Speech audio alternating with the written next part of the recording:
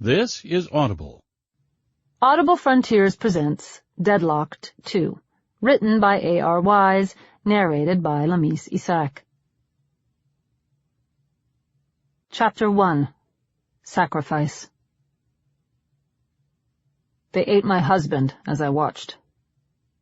I pulled our oldest daughter, Kim, to me and buried her face in my side. She tried to see her father's final moments, but I wouldn't let that happen. I clutched the back of her head as she pounded on my chest and screamed out for her daddy. We stood in the back of the boat while David gave his life to save us. Our second daughter, 3-year-old Annie, didn't understand what had happened.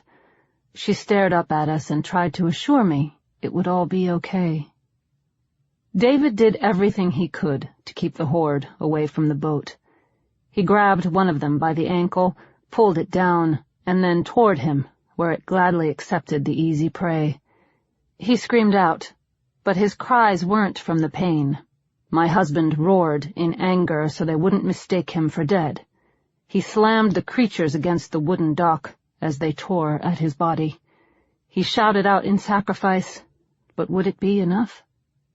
There was a good chance it wouldn't be. I had to do something to save our girls. I glanced around the boat for a weapon to use and saw a baseball bat beside the supplies we'd brought. I held on to Kim's head and forced her to look up at me. Her brown eyes were bloodshot and her cheeks were streaked with tears. She wailed in despair as I begged her to listen to me. "You need to stay with Annie," I said.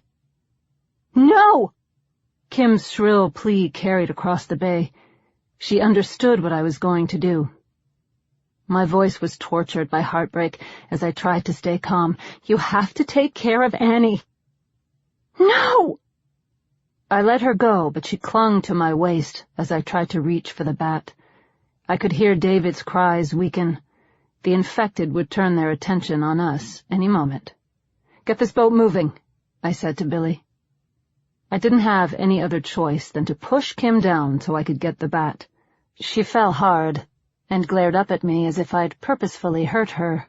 The pain evident on her face devastated my already broken heart. Kim curled up against the corner of the boat and pulled Annie into her lap. My girls wrapped their arms around each other as they watched me leave them. "I love you both so much, I said as I stepped onto the edge of the boat. The bat shook in my hands as I prepared to face off with the horde. Their teeth were crimson with the blood of my dying husband.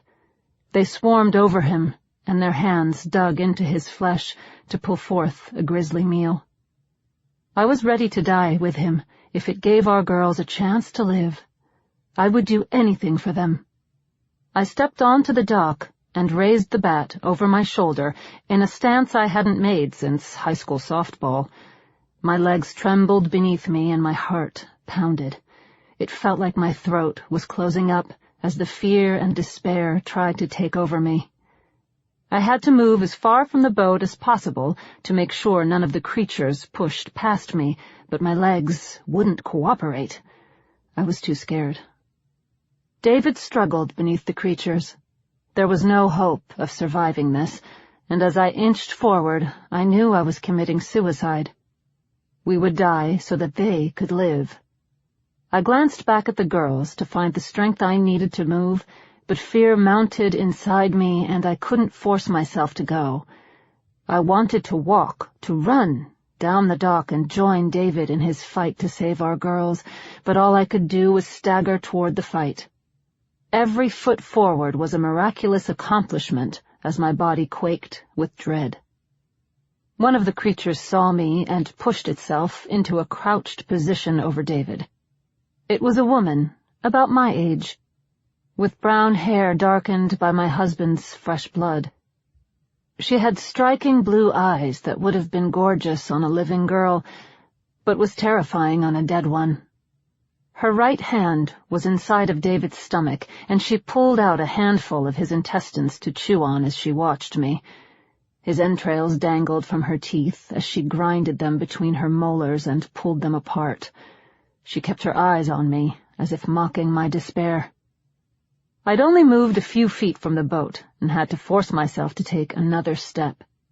David had found the strength to sacrifice himself for our daughters, and I needed to do the same. I wanted to do everything in my power to keep them safe, but I was too scared. I froze. The dead girl stood in a predatory crouch and roared. Blood cascaded out of her mouth and splashed against the dock as she moved toward me. Her face was beaten, her body sliced, and there was nothing left of the woman she once was except the vague phantom of beauty now shrouded by horror. She would consume me. The boat's motor sputtered to life. My arms trembled as the bat shook beside me. The zombie girl's feet rumbled the dock beneath us as she charged. Every ounce of strength in my body dissipated to leave me helpless and vulnerable. I wanted to jump in the boat, but then nothing would stop the creature from jumping in behind me. The natural instinct of fight or flight demanded that I stay and fight to keep my girls safe, but my body revolted and refused to do anything but let me die. At least my death might save Kim and Annie. I closed my eyes and prepared for the inevitable end. Billy grabbed the bat out of my hand and used it to attack the creature. He caught her beneath the chin.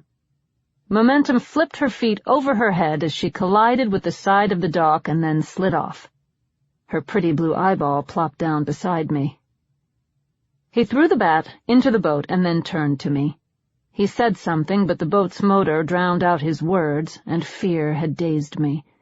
Billy grabbed my waist and picked me up over his shoulder, then jumped a foot over the water into the moving boat. We fell to the floor, and I cracked my head against the wooden seat. The pain jolted me back to reality, and I raced to the edge to see the last moments of my husband's life. David's head was pressed against the dock as the creatures swarmed over him. They tore at his body, but I focused on his eyes, which stared back at me.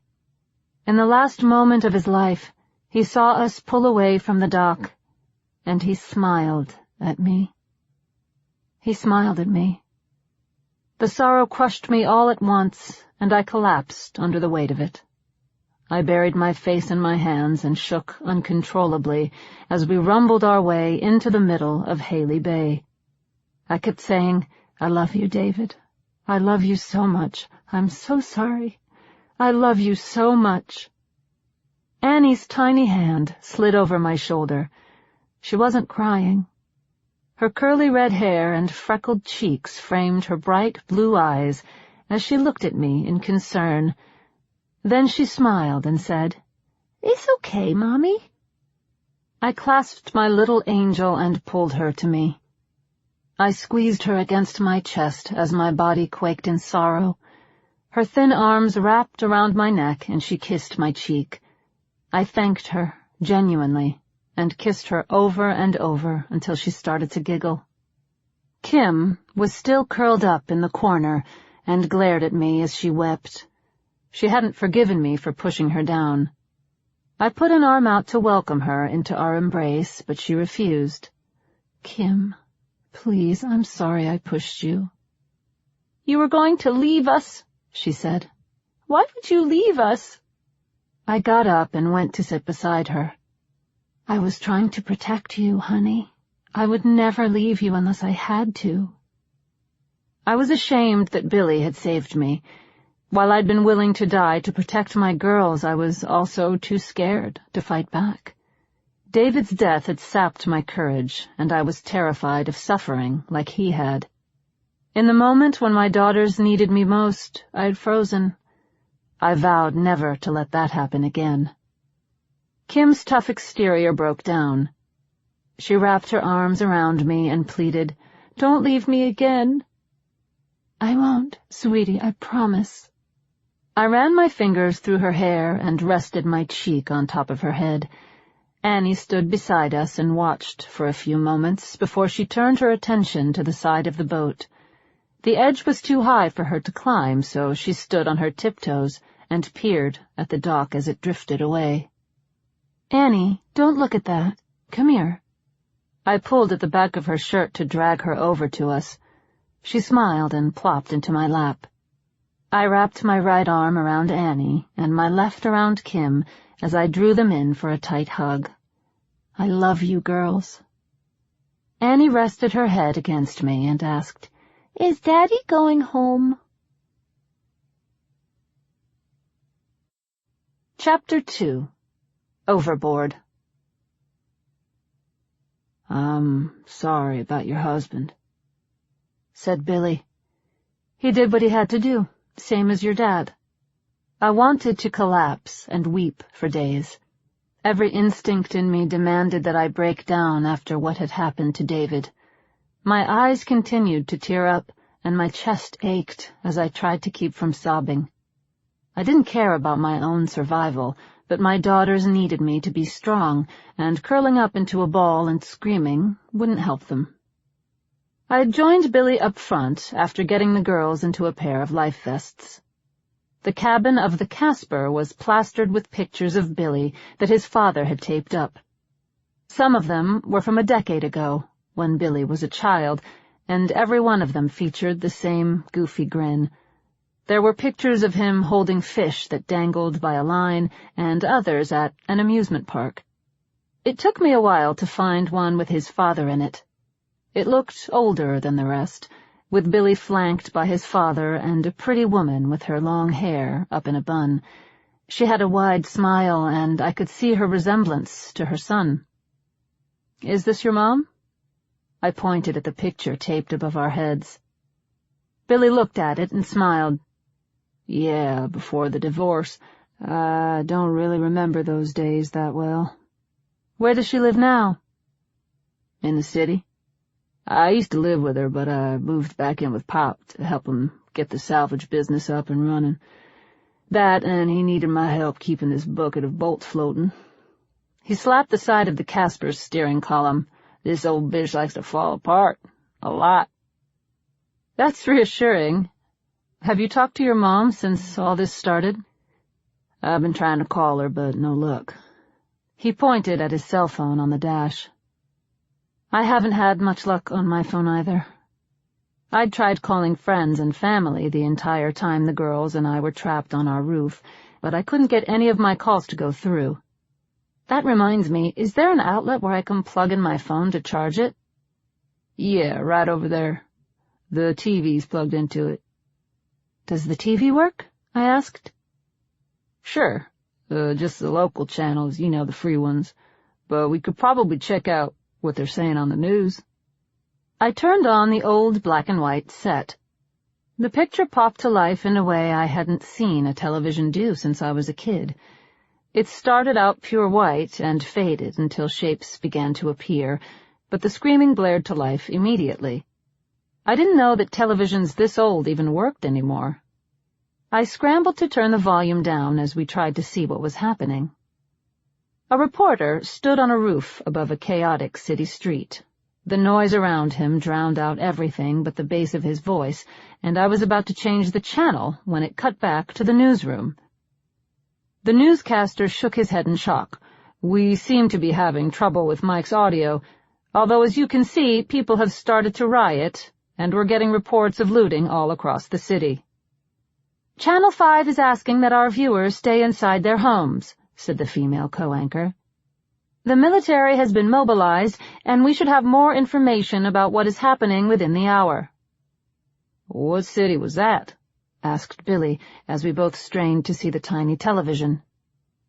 "New York. It looks like they switched from local to national news. This must be happening everywhere." "Check to see if you can find a channel that's talking about what's happening around here." I started to click around the dial when we heard a small boat motor behind us. A family of 3 in a fishing boat bounced through our wake to come up beside the Casper. A young woman stood at the front and waved her arms at us in a panic as she screamed something we couldn't hear. A man, somewhat older than the woman, sat at the back and guided the motor's handle. A young boy hid in the shallow spot between the seats. Billy slowed our boat down, and I left the cabin to speak with them. I waved down as they steered along and scraped against the Casper's side. "Here," said the woman that stood at the front of the boat as she tossed a nylon rope over our side. I wrapped it around a metal loop on the lip of the Casper and pulled it taut as our 2 boats slowed to a stop.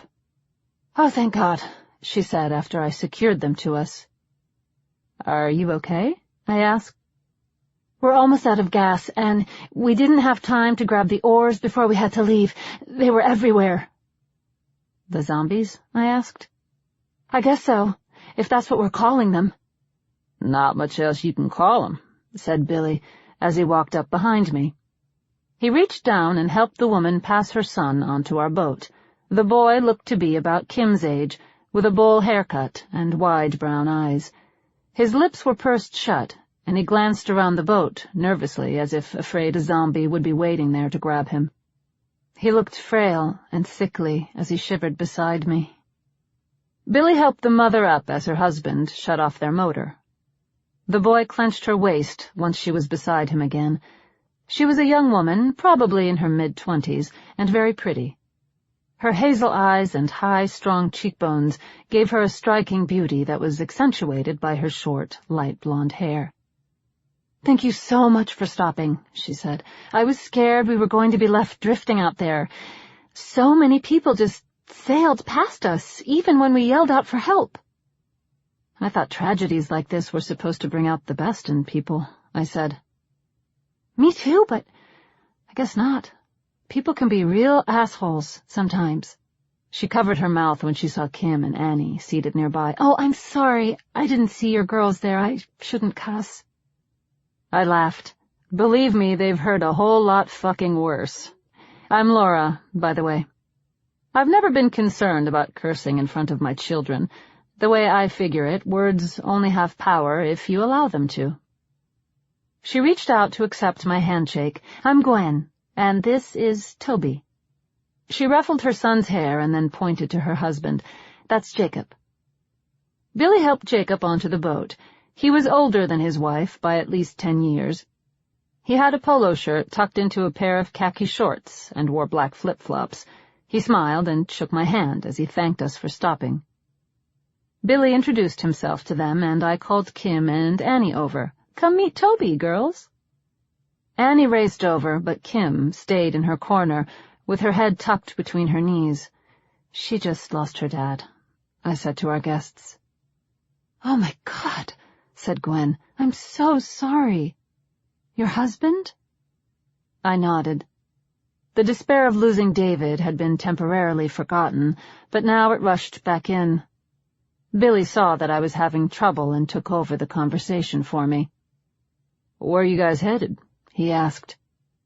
I started to cry and turned away from them. I stared out across Haley Bay in the direction of the dock we'd left far behind. "We didn't really have a plan," said Jacob. "We were at the marina when all hell broke loose. I thought it would be safer on the water, so we headed out here, but that's as far as my plan got us." "Did you bring any food?" asked Billy. "No," said Gwen. "We didn't have time. We barely made it to the boat." "Do you guys have a plan?" asked Jacob, "or are you just drifting like us?" I left the conversation to check on my daughter. She bristled at my touch as I knelt beside her. "Honey, please talk to me." I slid my hand up and down her back, over the life vest. I tried to slip my hand under the vest, but I'd buckled it too tight. "I know how hard this must be for you." "Daddy."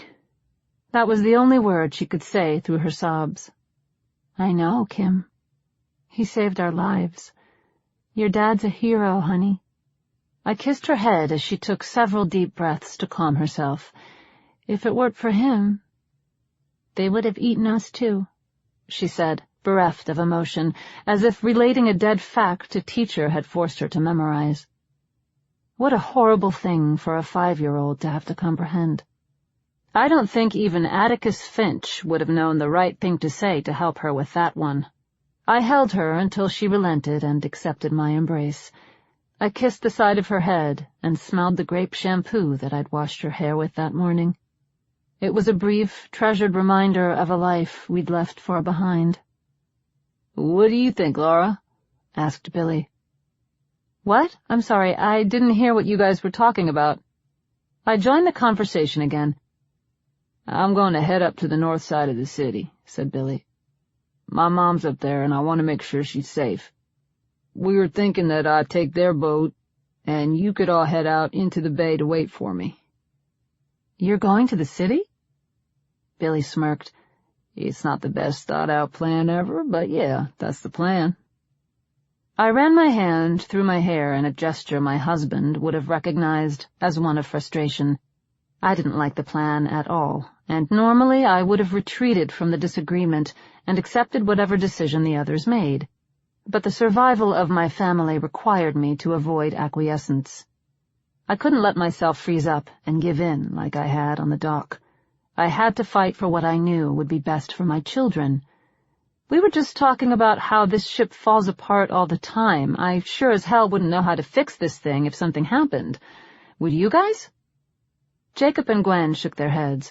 I felt like I was being forced to be the bad guy, but I had to stand my ground to make sure my girls were as safe as possible. Floating through the water in a broken ship didn't sound like a good way to stay alive. I'd say we could all take the little boat and let Billy take this one, said Jacob. But I doubt we'd all fit in that thing. I'd rather stay with you, Billy, I said. If you're going to take the boat up the bay to the north side, you're going to have to park it somewhere. I'll just stay with you until then. There's no way I'm going back to the city, said Jacob. We just came from there. It's a mess. You don't want to go there. He tried to reason with us, but his tone turned angry. With all due respect, Billy, if you've got family in the city that you want to get to, they're probably dead by now. And even if they're not, do you really think you have a chance in hell of finding them? Billy didn't answer, so Jacob continued to badger him.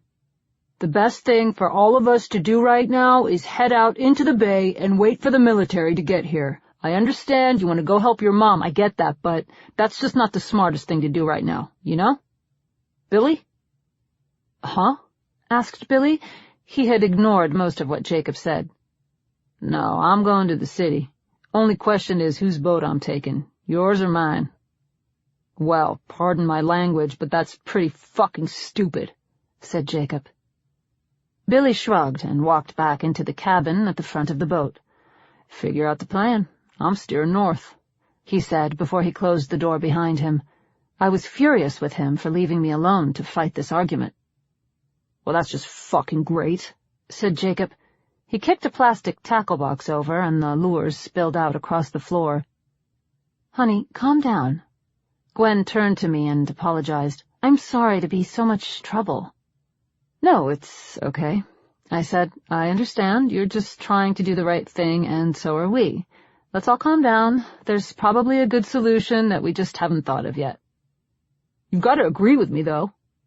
Jacob was far from calm. Heading back to the city is suicide. If you get in sight of shore, you're going to have people, tons of them, swimming out to you. Not to mention the whole place is crawling with zombies, for fuck's sake. Well, Billy just watched his dad get eaten by those things, I said.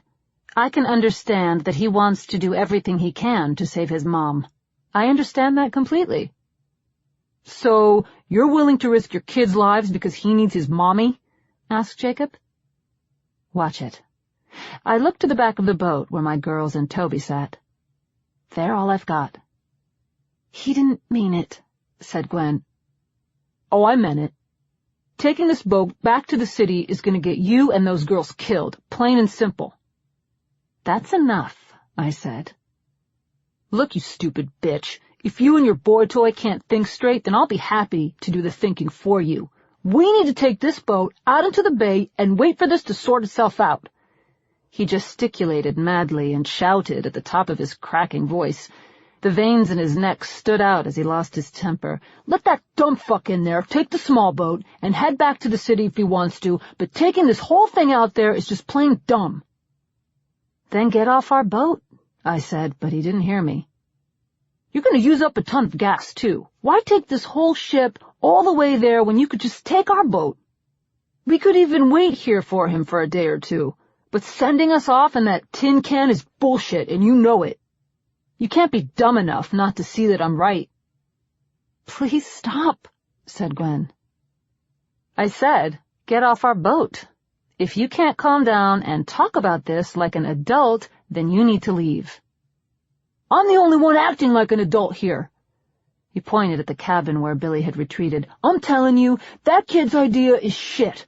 Everyone in the city is dead or dying, and taking this perfectly good big boat up there is a waste. It's a waste of lives and resources. Plain and simple. It's his boat, I said. He gets to make the decisions. I picked up the tackle box he had kicked over and started to put lures back in.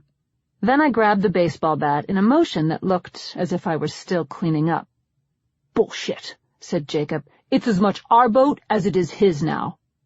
I'm in this to survive, little lady, and I'll do it any way I have to. If that means chucking the lot of you overboard and stealing the boat, then fine, I'll do it. But there's no way this boat's going back to the city as long as I'm here. I raised the bat. Then get off our boat. Adrenaline shot through my veins as I found myself in another fight.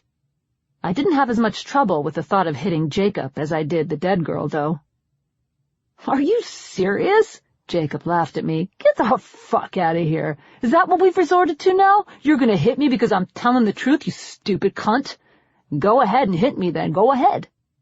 He asked for it. I swung really, really hard. He didn't think I would do it. So when the bat came at him, he squealed and held his arms up just in time to catch the brunt of my strike. He toppled to the ground and wailed in agony as he grabbed his wrist. You bitch! Said Jacob. Are you just going to beat up anyone that disagrees with you? Is that how you do things? Today it is. The Casper started to move again, and we stumbled as the engines kicked us forward. Jacob took advantage of my imbalance and lunged at my legs. I fell back, and my head smacked against the cabin door, which got Billy's attention. Jacob tried to wrestle the bat out of my hands, and we rolled to the side of the boat, where he slammed my head against the metal edge. Stars burst to life as my world turned black for a moment. I heard the cabin door crash open as Billy joined the fight. Motherfucker! Billy grabbed Jacob by the collar and picked him up easily. I didn't realize how strong this kid was. He lifted the 200-pound man as if hoisting a bag of laundry. Jacob tried to fight back, but nothing he did fazed Billy in the slightest. Get off my fucking boat. Billy tossed the bastard overboard. No, said Gwen as she watched her husband disappear in the murky water. Sorry, said Billy, but that cunt had to go. Jacob emerged behind us in the wake of the Casper's motor. I started to laugh. It was inappropriate, and I felt terrible for doing it, but I laughed hard. The sight of Jacob sputtering behind us was the best thing that happened all day. I cackled and tried to apologize to Gwen for it. What's wrong with you people? She asked. I'm sorry, I said. Your husband? I had trouble speaking as I laughed. He's a piece of shit. Jake! Gwen yelled to her husband as we pulled away from him. Just keep swimming, honey. I'll come get you. Billy grabbed the life preserver and tossed it like a frisbee through the air. It landed in the water a few feet away from Jacob. I'll circle back for him, he said to Gwen. We're not going to leave him out there. Just let me get our boat and we'll leave. We don't need your help. Gwen was furious, and I felt bad for what happened. I looked back at Toby, whose face had turned pale as he watched his father struggle to float behind us. That's when I finally stopped laughing. The petrified look on that boy's face made my heart sink. We'll give you some food to take with you, I said. We don't need any help from you. Yes, you do, said Billy. I've got some extra fuel, too. I'll fill you up before you head out. There was a prolonged silence as Gwen looked at us, unsure how to react. Thanks, I guess, she said. She looked at me, and her grimace slowly changed to a smirk. You didn't have to hit him with a bat. Then she chuckled. Yeah, but I really wanted to, I said. Gwen turned to look at her husband in the distance, and then started to laugh. Her reaction caught me off guard, and I wondered how long she'd been waiting for a chance like this. He can be, difficult sometimes, said Gwen. You sure you want to go get him? Asked Billy. Gwen glanced up and tilted her head to the side as if thinking it over. Yes, of course. He's got a temper on him, but I still love him. He was just trying to do what's best for us. He wanted to protect us. That's what dads are for. Chapter 3. Police and Thieves. We sent the family off with a full tank and some supplies. Gwen and I spent some time splitting up several bags of dry food that we then poured into a satchel for them. She thanked us as her husband continued to berate our decision. After they left, we settled in and tried to get some information about what had happened in the city. The television proved futile. No one knew what happened, but it was happening everywhere. Reports came in from countries across the world of similar events. Most of the attacks were concentrated around large cities, but it spread into rural areas fast. Reporters argued with scientists about what these things were, and no one wanted to be the first to say the dreaded Z word. They started to refer to the creatures as infected. They also mentioned something about a doctor that claimed to know of a cure, but no one had been able to locate him for hours. The newscasters were convinced it was a conspiracy theorist out to make a name for himself. Then they went back to footage of the streets of New York as military vehicles moved in. It seemed that they were gathering survivors into transport vehicles, and I wondered where they would take them. Where was safe? "What about here, goddammit?" asked Billy. We'd watched the news for 15 minutes and they hadn't switched to a local report yet. "Does this work?" I asked about the CB radio. Billy looked as if he'd forgotten all about it. "Yeah, that's a good idea." He turned off the television and flipped on the CB. It crackled to life, and he started to fiddle with one of the knobs until a voice broke through the static. "12 more," said a man's gruff voice. "Fuck 'em, I ain't going near it." Then a different voice was caught in the middle of a sentence. "Tanks and shit. All over the place, I've never seen nothing like it. Hope you got a gun. Fuck that, get a rocket launcher." And another voice. "Stay off I-95, no one's moving, even the cop cars are stuck." Every time one person stopped talking, the radio switched to another person in mid-sentence. It was maddening to try and make sense of. "Evacuation!" Billy turned it off. No one knows what the fuck they're talking about. I could tell he was just trying to ignore the inevitable fact that the city, where we were headed, was in chaos. We sat in silence. I wanted to reason with him about not going back, but I didn't know what to say. He stared ahead with steadfast determination. "Billy, are you sure about this?" "Yes." "I'm just worried about you, and about us." "There's a salvage yard up on the north side we used to do business with. Owner's name is Terrence. He and his brother own the yard, and they've got a secured dock. I bet it's safe. It's in the middle of a couple acres of industrial zone. The dock's covered and should be easy enough to lock up tight. We'll pull the boat in there, and then we can spend some time making it safe for you." He looked at me and smiled. "You didn't think I was just going to abandon you guys, did you?" Relief washed over me. "Yeah, I kind of did." "Don't worry, girl. I've got your back." He punched me in the arm as if I were a schoolyard pal. "Besides, I don't want to risk pissing you off. You're liable to knock me upside the head with my bat." I relaxed against the side of the cabin and looked out the window at my daughters. Kim gathered the lures that Jacob had spilled and carefully organized them back in the box. I'd already picked up the hooks to keep Annie from getting them, and then asked the girls for help cleaning the rest.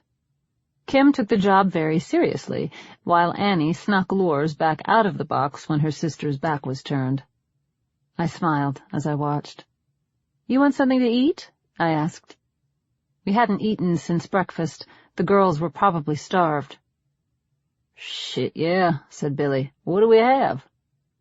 "It's school lunch food, so probably nothing good." "I'm not picky. There's a portable burner and a few pots and pans in that crate." "Okay, I'll see what I can whip up. Don't expect a miracle, though." "Gave up on those this morning," he said as I left. Kim and Annie helped me get something together to eat. Actually, Kim helped while Annie tried to rip open a package of chocolate-covered dried apricots. It kept her occupied while we cooked stuffing and searched for dried vegetables to add to the bland concoction. Annie became impatient with her package and started to smack it against the side of a bench. I gave in and took it from her to tear open. They were sticky, and I dreaded the mess she would make with them, but she tugged at my pants and demanded I give her one. "Mommy, please, I'm hungry," she said as she reached up for them. "Okay, fine, just a couple, though. Dinner will be ready in a minute." She grabbed the apricots from me and shoved them both in her mouth. Then she smiled and taunted her sister with her chocolate-covered teeth. "I want some," said Kim. "After dinner," I said. She stirred the pot and scowled at me as I folded the package of apricots back up and set them aside. "That's not fair," she said in a huff. "I know. Get over it." I took over with the stuffing. "Check to see if there are any bowls in the crate." Kim grabbed a few metal bowls, and we scooped the dressing into them. It was a gooey mess and tasted like paste, but it was good enough to fill us up. Billy couldn't find forks, so we sat in the back of the boat and ate with our hands. We drank tiny juice boxes, which looked hilarious when gingerly sipped through a straw. We all laughed as Billy puckered his lips and sucked all the air out of the miniature box to get every last drop. Annie took a liking to Billy immediately and sat up against him as we ate. Kim was more reserved, but his kindness broke down her defenses before we'd finished dinner. By the time our bowls were clean, she was laughing hysterically as Billy let her win thumb wars over and over. If I closed my eyes, I could imagine it was David playing with her, but I forced myself to forget him, just for now. I needed to be strong for my girls, and if I focused on David, I knew I'd break down. Annie was blissfully ignorant that she'd lost her father, but Kim was cognizant of it. Every moment that Kim wasn't doing something was a moment spent in despair, so I did what I could to keep her busy. The sun set over the water of Haley Bay, and the cool night air rushed in. Billy set up a portable heater for us to keep warm, as Kim and I washed out the pot and bowls with water I scooped from over the side. "What about dessert?" asked Kim. "Oh, yeah," I said. "We've got those chocolate apricots." I went to get them, but they were gone. "Where'd they go?" "I didn't touch them," said Kim, and held up her hands as proof. "Annie?" She smiled up at me with chocolate-stained teeth. "You little devil," I laughed. "Where'd you put them?" "Did she eat them all?" asked Kim in disappointment. "No, she couldn't have," I said. "There were a bunch of them. She probably hid them somewhere." "A thief?" asked Billy with wide-mouthed horror as he grabbed Annie's waist and started to tickle her. "Do we have a thief on this boat?" Annie guffawed and rolled around on the floor as Billy tickled her. He loosened the strap on her vest so that he could get to her ticklish sides. "Do you know what we do with thieves on this here boat, little girl?" "Stop it!" begged Annie through her laughter. "Make her walk the plank," said Kim. "Walk the plank." We all started to chant as Billy picked Annie up. He held her high in the air as she cackled in delight. A beam of light struck us from somewhere out in the murky darkness of the bay and blinded me as I held up my arm to block it. There was a boat, smaller than ours, about 40 feet away. "Hi there!" said a booming voice through a bullhorn. Billy set Annie down and waved at the approaching boat. "Turn the light off!" he screamed to them. Either they didn't hear or didn't care as the light continued to blind us. "We're going to throw you a rope," said the man with the bullhorn. "Pull us over." "Turn off the fucking light," said Billy. This time they did as asked, and the halogen light's shutter flipped closed. The sudden darkness left me blinder than before as the phantom of the spotlight blazed in my vision. I blinked away the ghost and stared out at the approaching vessel. It was a pontoon boat, quite a bit smaller than the Casper, and 2 men stood at the front. I was relieved to see that they were police officers. Billy helped the cops pull alongside and secured them with the rope. There were 3 of them, 2 at the front and 1 steering the pontoon. They had their guns drawn, and my momentary relief turned to dread as the one with the shotgun jumped aboard. "How you folks doing?" asked the stranger. "Pretty shitty," said Billy. "Tell me about it," he said as he helped one of the other officers, a black man with a pistol, onto the boat as well. "I don't think you need your guns." I motioned toward Kim and Annie. "We don't pose much of a threat." "We'll see," said the one with the shotgun. He smiled at me to reveal a set of putrid yellow teeth. His lower lip jutted out from a packet of chewing tobacco that he licked at. He stared at Kim and said, "She's a cutie." Something about the way he said it made me uncomfortable. I stepped in front of Kim, and the officer snickered at my protectiveness. "What are you doing?" asked Billy. "What's this about?" "Calm down," said the black officer. He held his hand out at Billy as if trying to quell an uprising. It was a dramatic reaction to a reasonable question. "What do you want?" I asked. "How come you're not out with the rest of the boats?" asked the one with yellow teeth.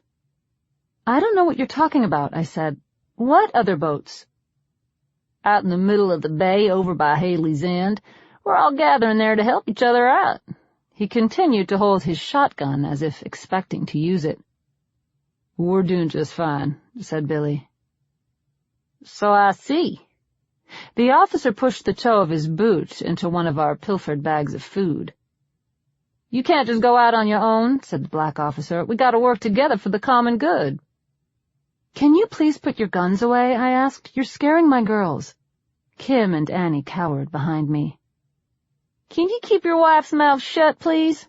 asked the one with the shotgun. "She's not my wife," said Billy, "and you should start being respectful." The yellow-toothed officer spit out a stream of black juice from the tobacco tucked in his cheek. "Or what?" He cocked the shotgun. "Calm down," I said before Billy could respond. "Everyone just calm down. What do you guys want?" "We got a lot of hungry folks out there," said the black cop as he pointed to the center of Haley Bay. "If you're hoarding food, you're going to have to share." "We've just got enough for ourselves," I said. "Ain't what we heard," said the one with the shotgun. "What did you hear, and where did you hear it?" asked Billy. "A couple showed up about an hour ago," said the black cop. "Said you roughed them up and threw them overboard. Said you had plenty of food and that you weren't sharing." "That little motherfucker," said Billy. "Looks like he was right," said the one with the shotgun when he found the rest of our food. "We hit the mother lode." "That's ours," I said. "Get your hands off it." "Calm down, lady." The black cop pointed his gun at me. "Ain't nothing yours till we say it is, honey," said the tobacco-chewing redneck with the shotgun. "Where'd you get all this?" "None of your business," I scowled at him. He spit over the side of the boat and shook his head in disappointment. "Babe, I don't want to be the bad guy, okay? I'm just trying to do what's best for everyone, and leaving you two out here alone with a shit ton of food that could be feeding a bunch of other people ain't the way to do it. Understand? Now start being a bit more civil about things, and maybe we can settle this so that everyone's happy." "Why don't we all head back to the group?" said the black officer. "We can decide how to divvy up the food there." "No," said Billy. "We're headed to the city, up to the Johnston Brothers salvage yard. It should be safe there." The 2 cops started to laugh. The third one, who was still on the pontoon, called out to his fellow officers. "What's going on up there?" "They're heading for the city," said the shotgun cop. "We might as well take all the food, 'cause y'all gonna be dead once you get where you're going." He grabbed a packet of noodles and held it up for his friend on the boat to see. "How you feel about Italian tonight? They got some spaghetti here." "Sounds good, Trev," said the one on the boat. "They got any sauce?" "I don't know." Trev rested the shotgun over his shoulder with one hand and picked through our food with the other. "Y'all got some sauce in here?" "Go fuck yourself," said Billy. "Be nice." The black cop pointed his pistol at Billy. He held the gun with one hand, which looked odd to me. He didn't hold it the way police officers were trained to. Here we go. Trev pulled a plastic bag of marinara out of our haul. Got some right here. Let's see what kind it is. He looked at the generic label for anything that listed ingredients or other information. Oh, fuck, he said in a murmur. What's wrong? Asked the black cop. Is this shit from a school? Trev asked me. Maybe. Why? He threw the sauce back down and then tossed the spaghetti at me. I flinched as the package hit me in the shoulder. What the fuck, man? Said Billy. The black officer grabbed his shoulder and pushed him back. Frank, did that dickhead back there mention anything about where the food came from? The black officer shrugged. I don't remember why. 'Cause they got it from a school. He turned back to me and pointed at the food with his shotgun. Is all this shit from the same place? From a school? Yes, I said. Why? Why does that matter? God damn it! Trev blasted our hall with his shotgun, and my daughters screamed as pieces of food shot into the air. Calm down, Trev, said Frank. What's the problem? Why are you shooting? We can't take the food, you dumbass, said Trev. Why the hell not? They got it from a school. Use your fucking head, Frank. You know damn well that food got poisoned. It was in the food at schools. Fucking shit, man. This is all useless. He was about to take another shot into our supplies when Frank reached out and grabbed his arm. Calm down, Trav. Shooting's just a waste of ammo. Don't be an idiot. Besides, we can still take it. We don't have to worry, man. We've got shots. Trev spit on Frank's boot and pulled away from his grip. I ain't wasting shots on someone that ate food they knew was poisoned. Is that true? I asked as the situation began to calm down. Is the school food poisoned? Yes, said Trev. No one's really sure, said Frank at the same time. Did you eat some? I didn't want to answer. What were you saying about shots? I asked instead. Do you have an antidote or something? No, said Frank. That's not what we were talking about. Never mind. He tried to brush off my question, although it seemed like he knew more than he admitted. God damn it, man, said Trev. I was really looking forward to that spaghetti. The food at the prison was total shit. Frank got off the boat first, and Trev stepped up on the railing to follow him. He turned to Billy and saluted him. Have fun in the city, dumbass. Drop the gun and let's see how tough you are, said Billy. Trev stepped back down from the railing to confront Billy. Oh, yeah? You want to go, little dick? You want to fight me? Let's see what you got, baby boy. Trev threw his shotgun down to Frank and started to roll up his sleeves. Billy got ready to fight, and I knew the situation was about to get worse. Stop it. I stepped between them. I punched Billy in the chest and pushed Trev away. No one's going to get in a fight. Just tell me what you know about the food. Was it all poisoned? Trev looked as if he was about to push me out of the way, but then he calmed down and answered, Not all of it, but I ain't gonna take no chances. Throw that shit out if you know it's good for you. And you, baby boy, if you don't turn into a zombie from the food, come and find me. I'll be happy to kill you myself. I felt Billy's hands on my shoulder, ready to move me out of the way, and I begged him to calm down. He glared at Trev from behind me and said, You'll get yours, pal. Trust me. Chapter 4. Washed the spider out. Stop worrying, said Billy, as if that were an option. What if they're right? I stared at the empty pouch of stuffing. They don't know what they're talking about. Billy took the bag out of my hands, crumbled it, and tossed it aside. The food was sealed. Who could have poisoned it? I don't know, maybe someone that worked at the factory? The news said there were kids getting sick. What if it's true? Jesus Christ, Billy, what if I poisoned us? I whispered so Kim and Danny didn't hear.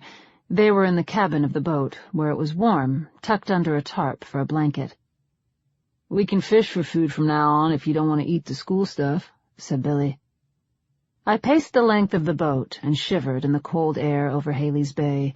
Billy took off his flannel and wrapped it around my shoulders. I slipped into his warm shirt and rubbed my arms beneath the sleeves. "You're gonna drive yourself crazy worrying about this." "Probably," I said as I continued to pace. "You're gonna drive me crazy, too." He grabbed my hand and guided me over to the bench beside him. "Relax for a minute." He swept a dingy pile of rags off the bench to clear a spot for me. Annie's hidden bag of candy tumbled to the deck along with the rags.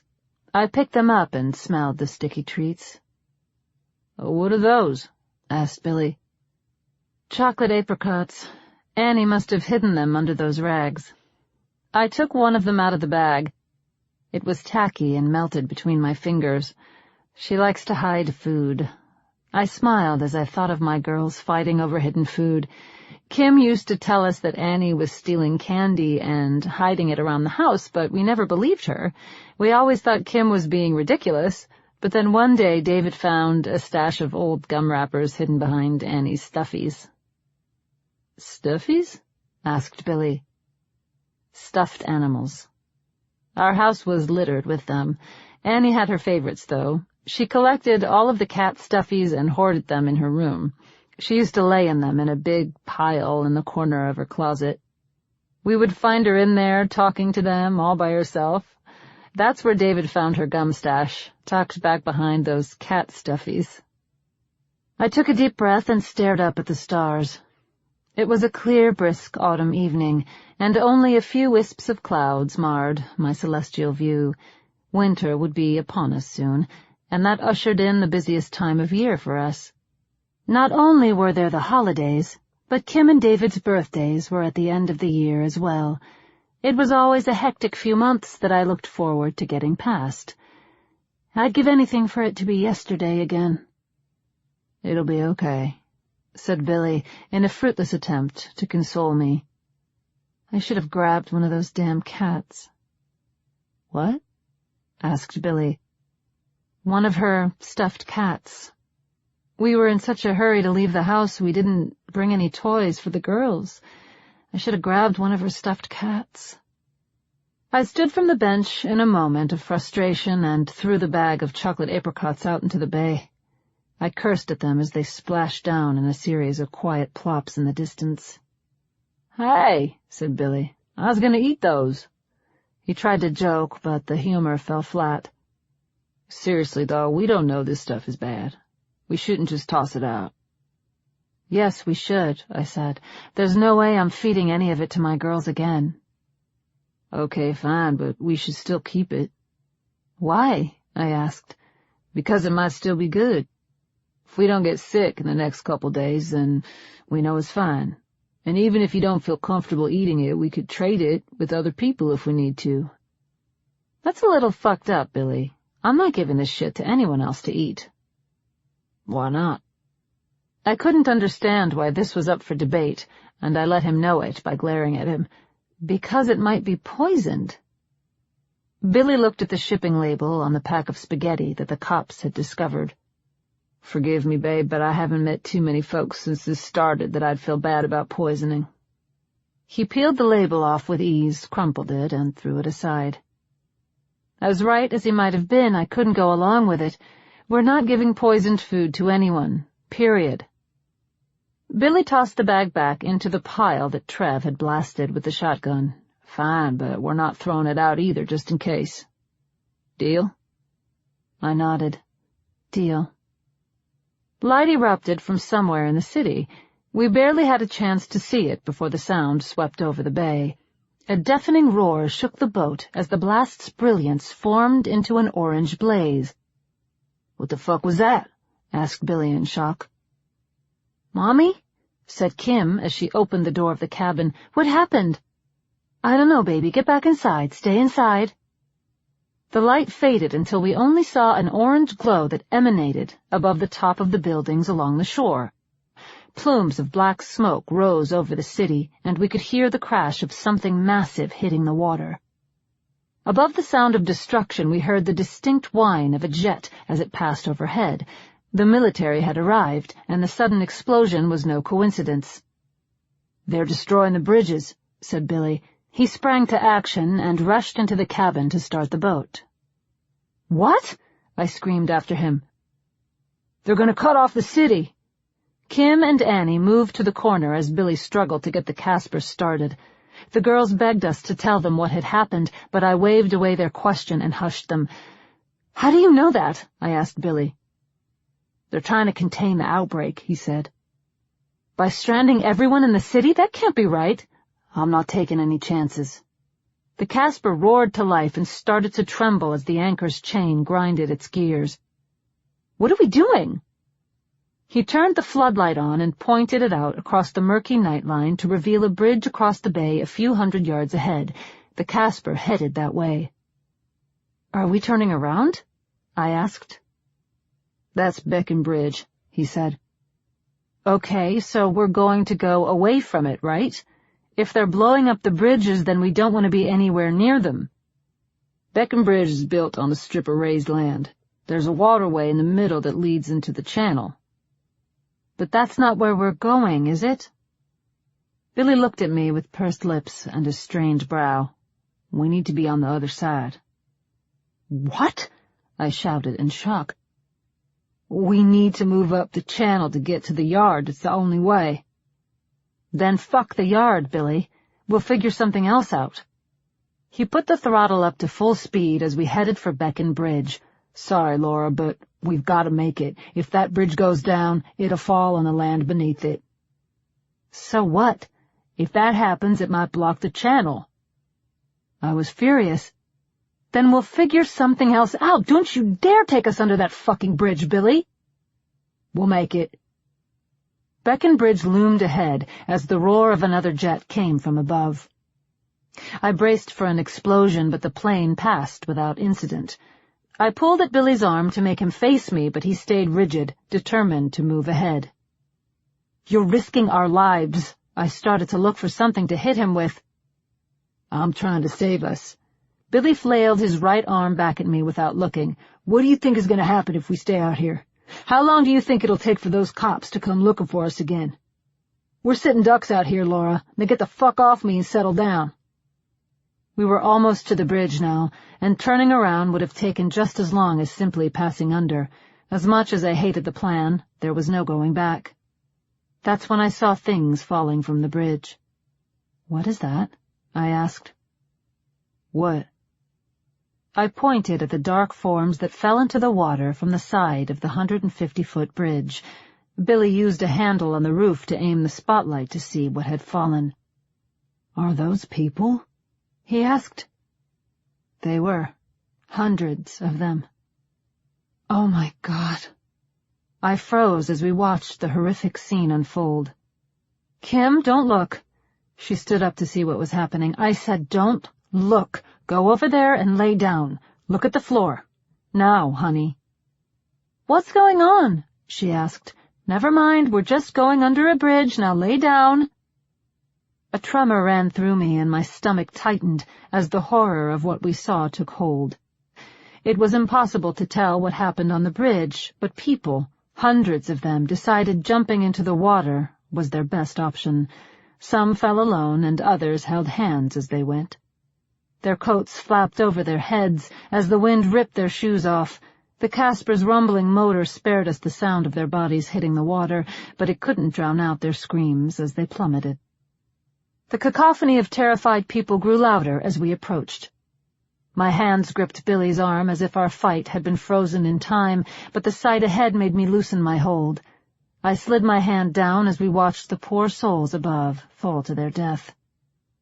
"Get down," said Billy. "Why?" "We're going under. One of them might land on us. Get down and cover the girls." He was right, and my heart jumped into my throat at the thought of my babies being crushed by a suicidal jumper. I spread myself over them, and they reached out to hug me. We were deathly silent as we waited for the sound of something crushing us. The splashing thuds grew loud enough to hear over the boat's engine.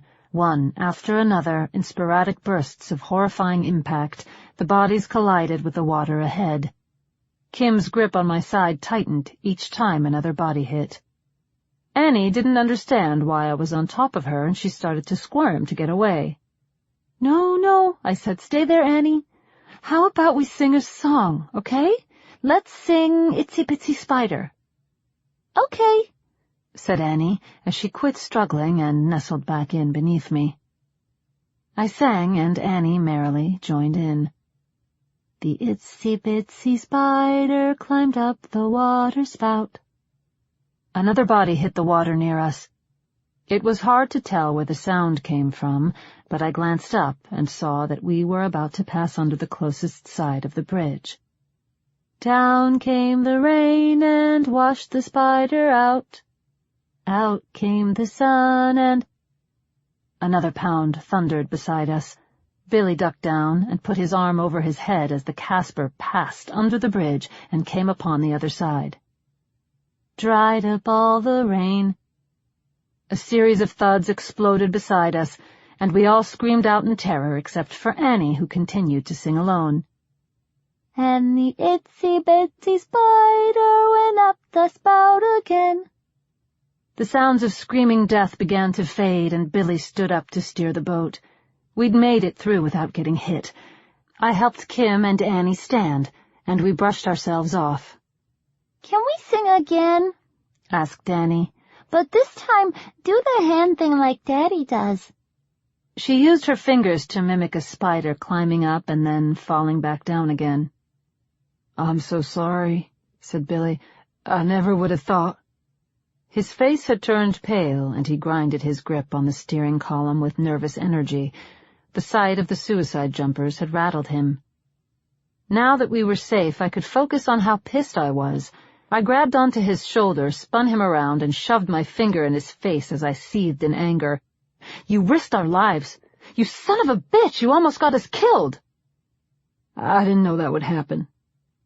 No, I said. You thought they were going to bomb the fucking bridge and you still took us under it. Wake up, goddammit. You're not just in it for yourself anymore. I pointed at Kim and Annie. We're in it with you, like it or not. All of us, and I won't let you make decisions that put us in danger ever again.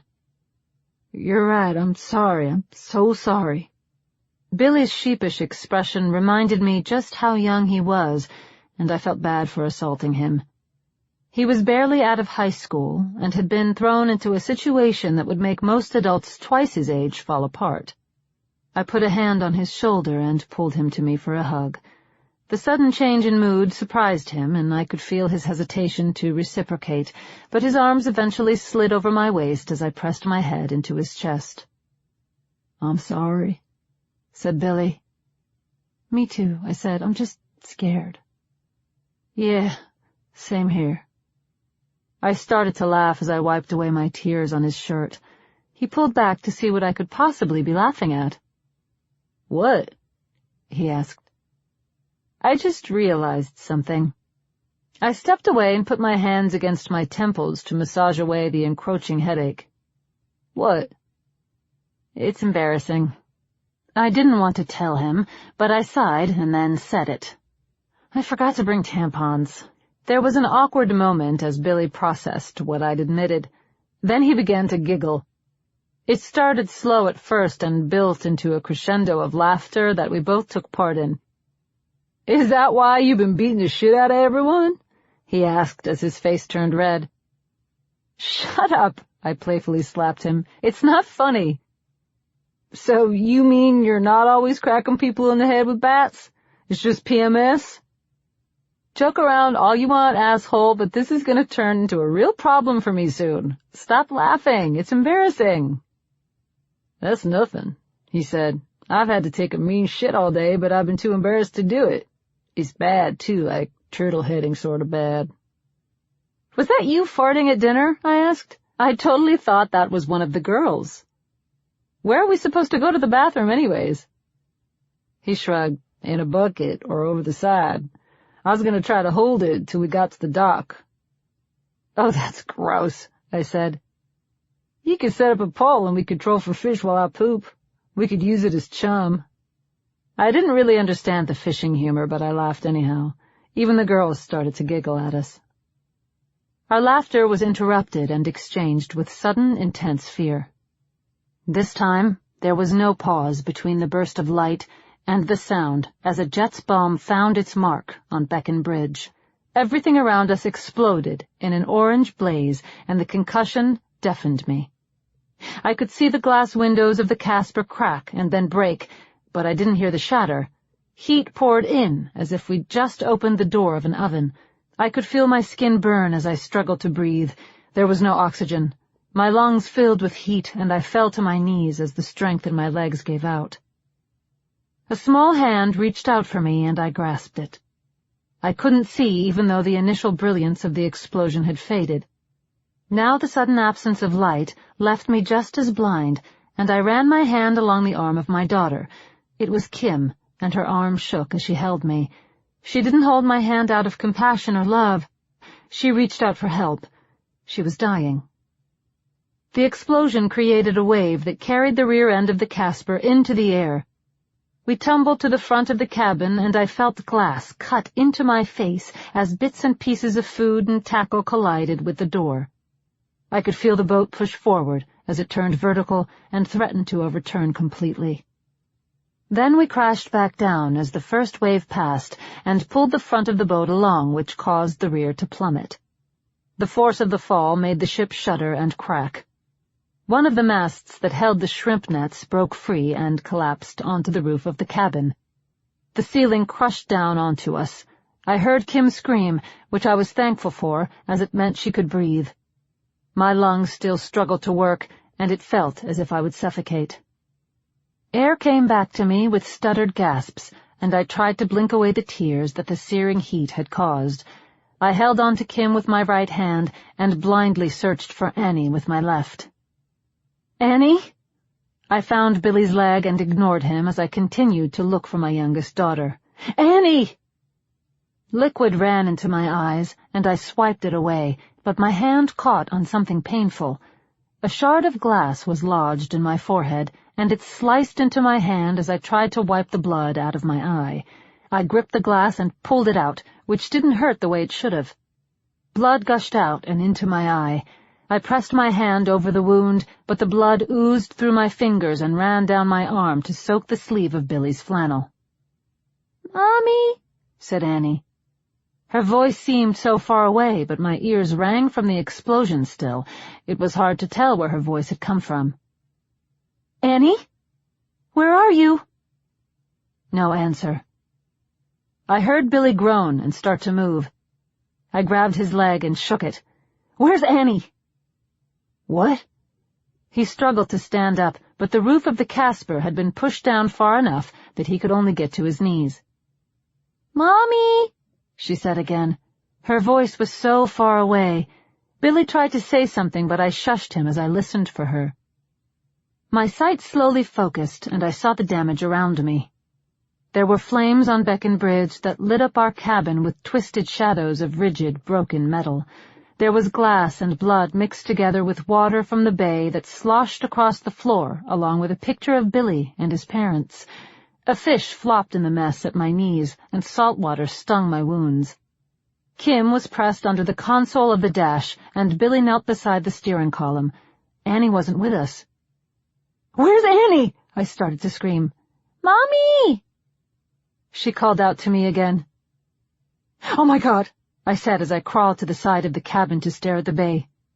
"She's out there! She's in the water!" Chapter 5. In the Hurt and Cold. I couldn't get the door of the cabin open. The mast had crushed the ceiling and warped the door. We were trapped inside while my daughter drifted away from us. I kicked at the metal door, but only the bottom corner would bend. I had to find another way. "Where?" asked Billy, as he looked for Annie in the waves. "Help me get out of here." "Where is she? I don't see her." I pointed out of the boat to where I'd caught a glimpse of her before. "I saw her life vest out there somewhere. Now help me get out of here before the boat goes away from her." "The explosion killed the engine," said Billy. "We're not moving." "Okay, fine," I said in a panic. "Just help me get out." One of the broken windows looked large enough to get through, and I tried to grab onto something that I could use to pull myself out. Billy grabbed my legs to hoist me up, and I could feel glass cutting into my side as I struggled to squeeze through. "Mommy?" said Kim as I squirmed to get out. "Not now, Kim," I said. The pain of the glass tearing into my waist turned my words into an angry shout. "I can't move my legs," said Kim. We froze. The heart-wrenching fear that ran through me as she said those words was unlike anything I'd ever felt. I swear my heart stopped beating. I didn't know what to do. "Go." Billy started to push me out of the window. "Find Annie, I'll check on Kim." "Kimmy?" I said as I peered back into the cabin. "Are you okay?" I've never felt more helpless. I recalled telling her that I'd never leave her again, and now I was forced to do just that in her moment of greatest need. She held on to the bottom of the steering wheel as she tried to pull herself up. Her legs slid uselessly beneath her. "Go find Annie," said Billy. I had to leave Kim behind. Every instinct in my body wanted to stay to help her, but Annie needed me more. "I'll be right back, honey." I blew her a kiss as I ran away. Beckenbridge groaned and collapsed into Haley Bay. The support beams toppled one by one as the road blazed above. There was a large section of the bridge that was missing, like a missing tooth in a child's smile, and the debris had clumped on the landmass beneath. Cables dangled uselessly from the top support as concrete chunks splintered from the yawning roadway and fell into the mess below. The flames licked high into the sky as if accelerated by what they consumed. The light bathed the bay with skeletal shadows. "Annie?" No answer. I ran along the side of the boat as I looked out across the churning waves. Our supplies littered the water, and I searched for the bright orange color of her life vest. There were other vests floating in the wreckage, and I was terrified that hers had slipped off. The vests were small, but still too large to fit her tiny frame, and I recalled Billy loosening the straps when he tickled her. Had she slipped out of the vest? Was she drowning beneath us? I saw something moving against the waves. My heart jumped when I thought it was her, but fear took over. It wasn't my baby that moved amid the wreckage. It was a shark. I knew it wasn't a massive shark by the size of its fin, but that did little to ease my terror. "Annie!" I called out again and again.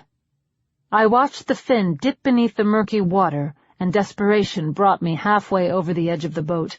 I wanted to jump in, to let my blood mix with the water to draw the shark away. I tried to think of anything I could to save my lost baby girl. But she was gone, and Kim still needed me. "Annie!" Should I give up? "Annie, please, God! Annie!" Where was my little baby girl? My sweet little Annie was gone. There was no sign of her in the water around me. Every useless moment I searched for her was one I could have spent helping Kim. I had to face the realization that Annie was gone. "Please, honey, please, where are you?" I could hear the crackling flames on Beckenbridge as the chill wind whipped across the bay. The waves knocked debris against the wooden side of the Casper with a slow, steady cadence. "Mommy?" Her sweet voice struck me like the hand of God on my soul. She was about 30 feet away, bobbing in the waves as she gripped the side of her life jacket. I dove in. I couldn't swim. Not that I never learned, but my thrashing legs didn't propel me forward, and I sank. The weight of my clothes pulled me under, and I struggled to get them off. The flannel came off easy, but my sneakers were strapped on tight. I ripped at the laces of the new, tight shoes until I was able to pull them off. Then I burst above the waves and gasped for breath as I undid my pants and wormed free of them. The salt water seared my wounds, and the ever-present danger of the shark hung on my nerves. I swam out to where I thought Annie was, but she was lost again. "Annie!" I tortured myself by imagining the shark biting Annie's little foot and dragging her under. The waves rolled over me, and I tried to surge above them to search for my baby, but the shadows from the fire made everything look as if it were moving, making it impossible to catch a glimpse of my girl. I yelled out her name as I swam through the debris. "Help!" she said from somewhere to my right. I turned and saw her only a few feet away. I cried out in joy as I moved over and grabbed onto her life vest. I kicked desperately and used my free arm to drag us back toward the ship. Teeth bit into my ankle and pulled me under the water. I lost my grip on Annie's vest as my head plunged beneath the waves from the violent tug of something I couldn't see beneath me. Then it was gone, and my head burst back above the surface. I gasped as Annie asked me what happened. Pain in my left foot surged up through my body. I wiggled my toes to see if they were still there, but the cold water numbed me too much to tell. I grabbed onto Annie and pulled her along as I desperately swam to the boat. We made it, but we couldn't get back in.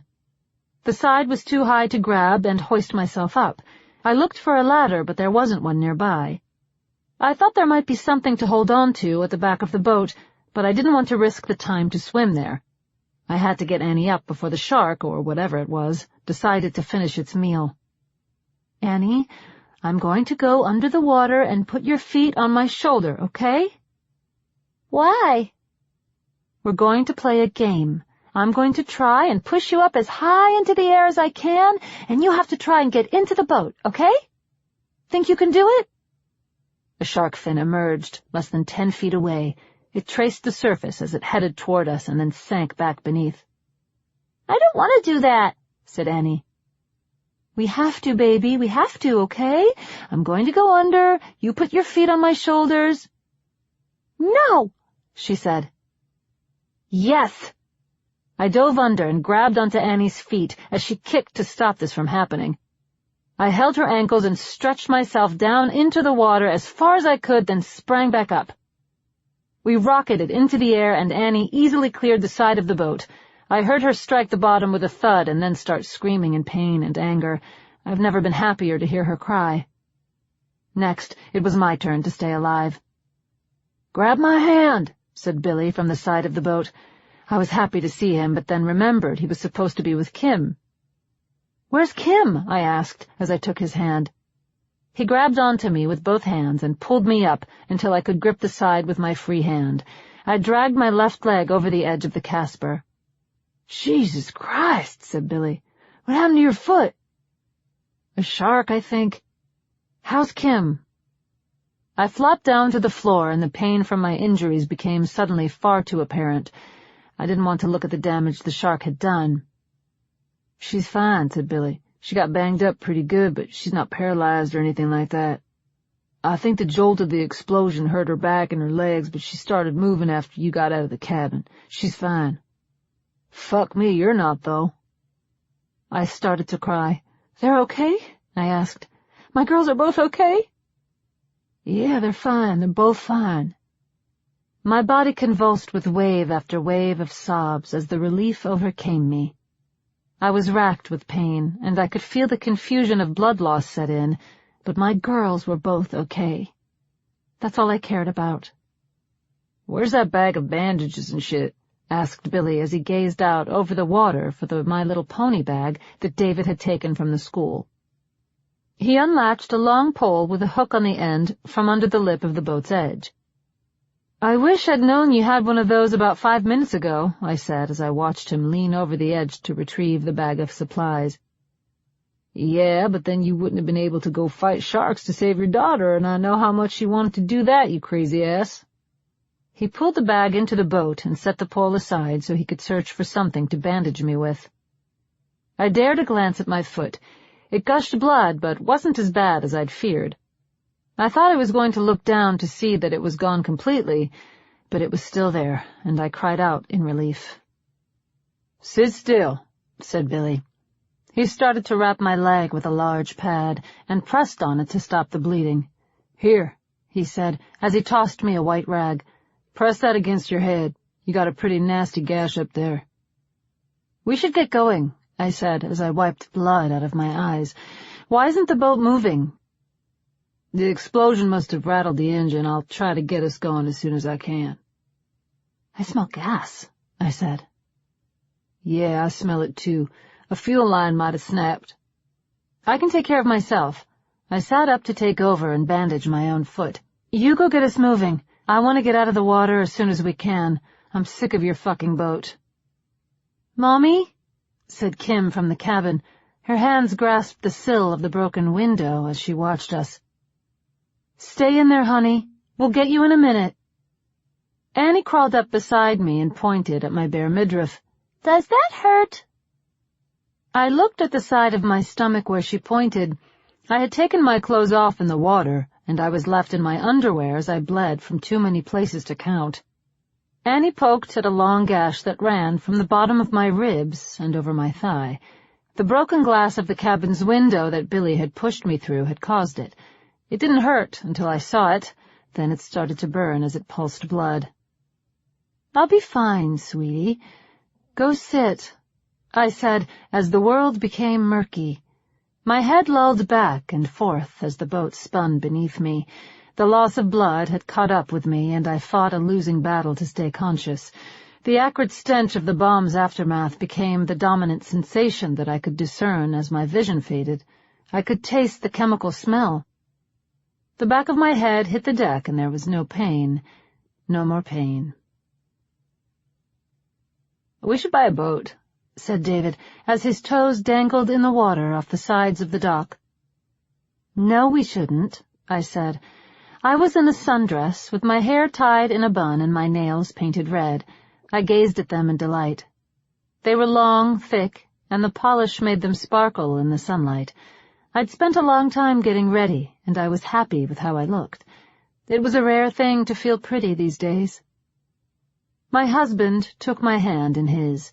He ran his thumb over my knuckles with sweet affection and guided me to his side. I slipped my loafers off and sat beside him. I looked into Haley Bay and tested the water with the tip of my toe. It was cold, and there were shapes moving beneath the surface. "There are people down there," I said. It should have terrified me, but I wasn't frightened as long as David was there. "Don't worry," he said, as he wrapped his arm around my waist and pulled me close. "They won't hurt you." I laid my head on his shoulder and ignored the people in the water. They stared up at us longingly. They couldn't have him. I wouldn't let them. David was mine. "I love you," he said to me. He kissed the top of my head, and I closed my eyes in contentment. "I love you too, David. I love you so much. I want this moment to last forever." An engine rumbled and choked as it tried to start before it sputtered out. I felt David look to see where the noise had come from, but I didn't open my eyes. I didn't want to see. I held on to him tighter. "He's going to get that thing going soon," said David. "You'll have to go with them." "I don't want to." He put his finger under my chin and lifted my head to look at him, but I kept my eyes closed. "Look at me," he said with a laugh. "No," I teased him. He pecked me once, quick, and then returned for a longer kiss. Our lips slipped between each other's, and I didn't want to let go. I opened my eyes and looked into his. "Please don't make me go." The engine rolled, and the dock rumbled beneath us. "You can't stay here," said David. "You wouldn't like it here." "If you're with me, then I'll be fine. I'll be happy." "It hurts, Laura." His voice had changed to a more serious tone. "If you stay with me, it hurts. Always." "What do you mean?" "You just have to trust me on this one. It hurts here, and it gets so cold where I go at night. I don't want you to feel like that." "What are you talking about?" Nothing he said made sense to me as he pulled his arms away. He moved a few inches to the side and tried to get me to leave. "We'll make it cold for you, and the pain never ends." "I can feel it." A stinging sensation ran along my side, and I looked to see that my dress was beginning to soak up blood from a wound on my stomach. Then I looked down at my left foot and saw a zombie chewing on it from below the surface of the water. "It already hurts." I let the creature continue to eat me. "Then it's already started," he said. The engine roared again, and this time it stayed alive. I heard a man's voice shout in triumph, and glanced over to see the Casper at the end of the dock. Billy, dressed in a baseball jersey and pinstripe pants, waved from the side. He wants me to go with him, I said. You can go, but you're dead if you don't. Mommy, said Kim from the boat. She stood beside Billy and waved for me to join them. I should go, I said. Where's Annie? He asked. Do you want me to keep her? No, I said quickly and with a tinge of anger. She'll go with us. Okay, he said as I stood up to leave him. I love you, David. I really do. I walked away. Sure, I guess. He looked down at his feet, and I saw the creatures were eating him, too. I would stay if I could. He shrugged. I'll be here if you change your mind. Here in the hurt and cold. Billy pulled me onto the boat with a sudden jerk that stunned me. I looked at him in surprise as he shook my shoulders. You're okay. Why was he yelling at me? Look at me, Laura. I was. Why was he shaking me? Are you with me? Wake up. You gotta stay awake. I'm stuck. I was on the boat, and the sky was filled with smoke that blotted out the stars I loved so much. My dream ended, but the lingering effect confused me as Billy struggled to keep me awake. Stuck where? He asked. What are you talking about? He feverishly tried to keep me awake while he bandaged my side. In the hurt and cold? I started to sob as the dream slipped away. Reality set in, with crushing depression. I left him in it. You're hallucinating, Laura, said Billy. You've got to stay with me, okay? You got to stay awake for your girls. Think of your girls. Annie touched my cheek, and I grabbed her hand to press it against me as I wept. I tilted my head to look at the cabin where Kim was trapped. She stared at me with tear-filled eyes, and I tried to comfort her. It'll be okay, honey. I'll be fine. Stay awake, said Kim. Don't leave me. I won't, baby. I'll stay out of the cold. I'll stay out for you guys. I kissed Annie's little hand and lost consciousness again. Chapter 6. 2 Lost Souls. The sound of a hammer woke me. When I opened my eyes, there was a roof over my head. It was cathedral and wooden, with long support beams that stretched along the underside like a rib cage. There were metal pipes stored in the rafters, along with an old rusty sign for gasoline. I could feel the floor beneath me bobbing in the waves. I was in the Casper, and we had backed into a wooden building that housed a dock.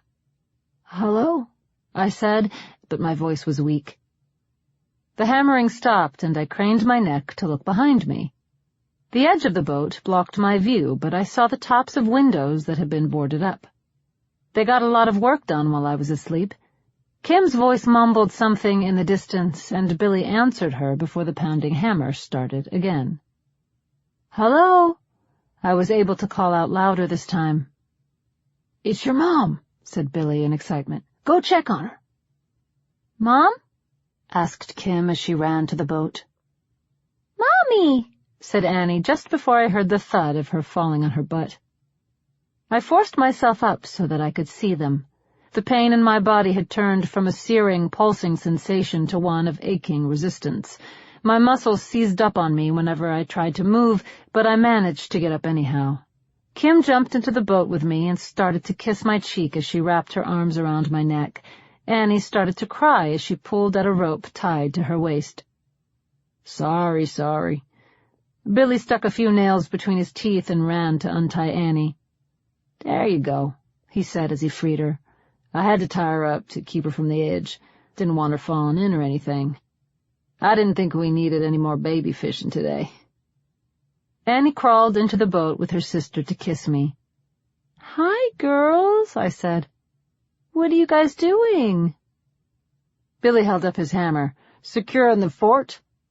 We got some wood from the yard, and we're locking the place up tight.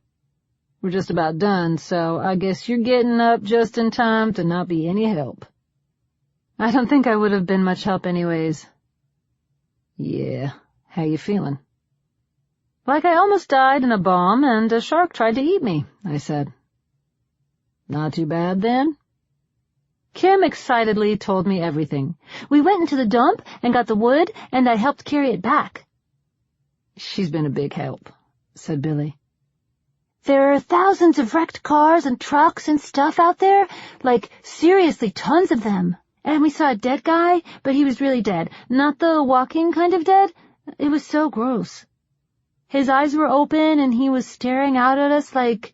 She used her fingers to pry open her eyes and drooped her mouth open in a ghastly yawn. He had a bullet hole right in the middle of his head. Annie wanted to hold his hand. But we stopped her, said Billy to ensure me he wasn't the worst babysitter in history. They found it before I did, but when I saw it, I grabbed him. It was Terrence, the guy that owns the yard. Sounds like you guys had quite the adventure while I was asleep. How long was I out, anyway? All day. Billy glanced at his watch. About 8 hours. We tried to wake you up for a while, but you were out of it. I still feel so tired, I yawned. Annie slept with you pretty much the whole time, said Billy. She's sick, said Kim. Yeah, she's been acting a little bit under the weather, said Billy. Oh, no. I put my hand on her head, which was warm, but not frighteningly so. Do you feel sick, honey? She wavered her hand. Kinda. I can pick up some baby aspirin at the pharmacy when I go. Oh, yeah, I forgot that you were leaving, I said, my frustration masked by my groggy tone. I've got a list of things to get. Billy pulled a piece of ripped notebook paper out of his back pocket and started to read through it. Antibiotics, bandages, antiseptic cream, alcohol, tampons. He pointed at me and gave a thumbs up as he continued. Crutches, painkillers, cherry-flavored bubblegum. That's for me, said Kim. Billy wrote another item on the list, and baby aspirin. I'll also try to grab as much food and water as I can. How does it look out there? I asked. Dead. He rethought his description. Quiet. No one's around. We're on the north side in the industrial park. Not many neighborhoods up here. Where's there a pharmacy? It's on the edge of the Baylor projects, said Billy. I cringed. That's a pretty bad neighborhood to go running around in, isn't it? Billy laughed at the thought. No such thing as a good neighborhood here anymore, Laura. I guess that's true. Are you sure this is a good idea? If they're bombing the bridges, then they must be trying to contain the outbreak here. It doesn't seem like a great idea to go charging into that mess. I thought of that, and my best guess is they're hoping the zombies will head south, down the peninsula, and they'll have a line of tanks and stuff waiting for them there. I hope you're right, I said. You and me both. He searched our canvas bags for one that didn't have a hole in it from the cop's shotgun blast. How long are you going to be gone? I'll make a run up to the pharmacy and back. Shouldn't take more than 15 minutes. After that, I'll head out to find Mom. He flicked the light switch on and off to no effect. No electricity, and I can't get the boat's console turned on again either. The engine works fine, but the electricity's shot. We found a CD player with some batteries in it. My dad's got a bunch of discs in the front of the boat, but I wouldn't play anything too loud, just in case. Is there a radio on it? Billy brought the CD player over to me. Yep. No local information, though. Big shock there. I have no clue why they won't talk about what's going on here. It's all news from New York. We were listening to Daddy's favorite, said Kim as she reached out to press play. She skipped to the fourth song, and when it started, I knew what it was before the first second passed. Wish You Were Here. See? Said Kim with a triumphant smile. Billy stared down at us with a smirk and a sigh. The girl said your husband was a big Floyd fan. Yeah, I said. My dad was too. Has a bunch of their albums up there along with some other old-timer stuff. Your girls made me listen to that song 10 times at least. I wanted them to listen to some good old heavy metal, but they weren't interested. He loved this one. I watched the CD spin beneath the clear plastic top. I had 100 memories of David in our garage, working on the car with this song blaring loud enough to hear through the whole neighborhood. He would sing so loud that we could hear him inside the house, and whenever the girls heard the music, they would run to join him. They loved to sing and dance.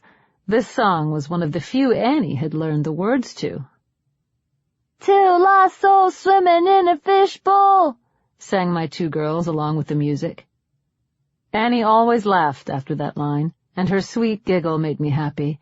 They started to dance in the boat, and I pretended we were home, in the garage, with David behind me. Annie started to cough and stopped dancing. Kim patted her on the back, but she hacked until she had to bend over. "I don't feel so good," she said, and sat down with me again. "Aw, poor Annie," said Kim. I turned the song off and set the player to my right. "Come snuggle up with me." I pulled Annie to my side and cuddled her against me. "You're like a little hot water bottle. You can help me warm up." "Oh, yeah," said Billy. "That reminds me, I'll try to find some clothes." He got his shopping list out and jotted another thing down. "Don't forget the painkillers," I said. "I really, really want those." Billy shouldered a handful of bags and checked his pocket for the keys. "Here you go, Kim," he said as he handed my daughter the keys to the boat. "I taught her how to get the boat started just in case. I boarded up everything pretty tight, but if one of those things shows up, then you can just get the boat started and head out to the middle of the channel. The fuckers can't swim. They just sink to the bottom and walk around from what I've seen." "Do they drown?" "No, at least not right away," said Billy, as he pulled the barricade board off the door. "They were walking up on shore when we met David. Dad and I had to keep an eye out for them back at our yard. I don't know if they can live forever under there, but they don't drown like a normal person would." I tensed and scooted to the edge of the boat to look into the water. "How deep is it here?" Billy laughed at my concern. "Way ahead of you. That's one of the reasons I wanted to come here. The yard is raised. The whole north side is, actually. They extended the landmass here, built it up on garbage, and it drops off a good 20 feet at the edge. You shouldn't get any water zombos popping up on you here." He was about to leave when I stopped him. "Hey, Billy, be careful, okay? We need you." He saluted me with a smile and then grabbed the bat we'd brought along as a weapon. "You and me against the world, babe. Batter up."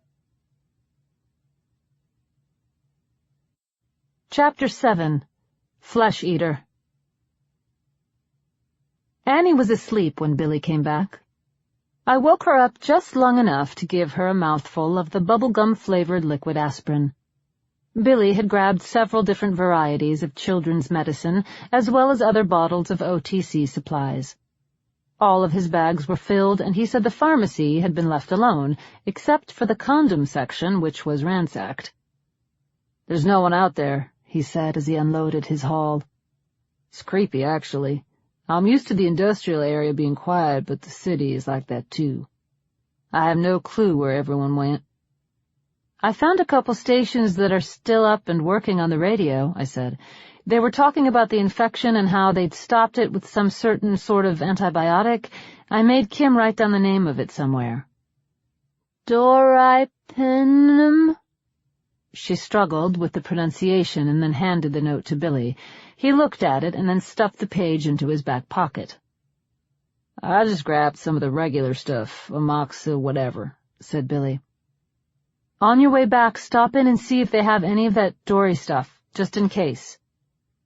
"Okay, will do," he said. "Was it a local station?" "No, it was one from New York. We couldn't find anything local at all, which was weird." "I know, it's bizarre." Billy tossed me a pack of tampons. "I'm not really schooled on this stuff, so I just got one of each." He threw me boxes of various tampon sizes, along with several brands of pads, and I got a brace for Kim's back. "What happened to your back?" I asked. She hadn't mentioned anything about being hurt since the bridge incident. "You didn't show her?" asked Billy. "No, she's hurt a lot worse than me," said Kim. "She doesn't need to worry about me, too." "Show me your back." Kim turned, and raised her shirt to reveal a massive purple bruise that ran from the bottom right to the top left of her back. I gasped and reached out to hold her hand.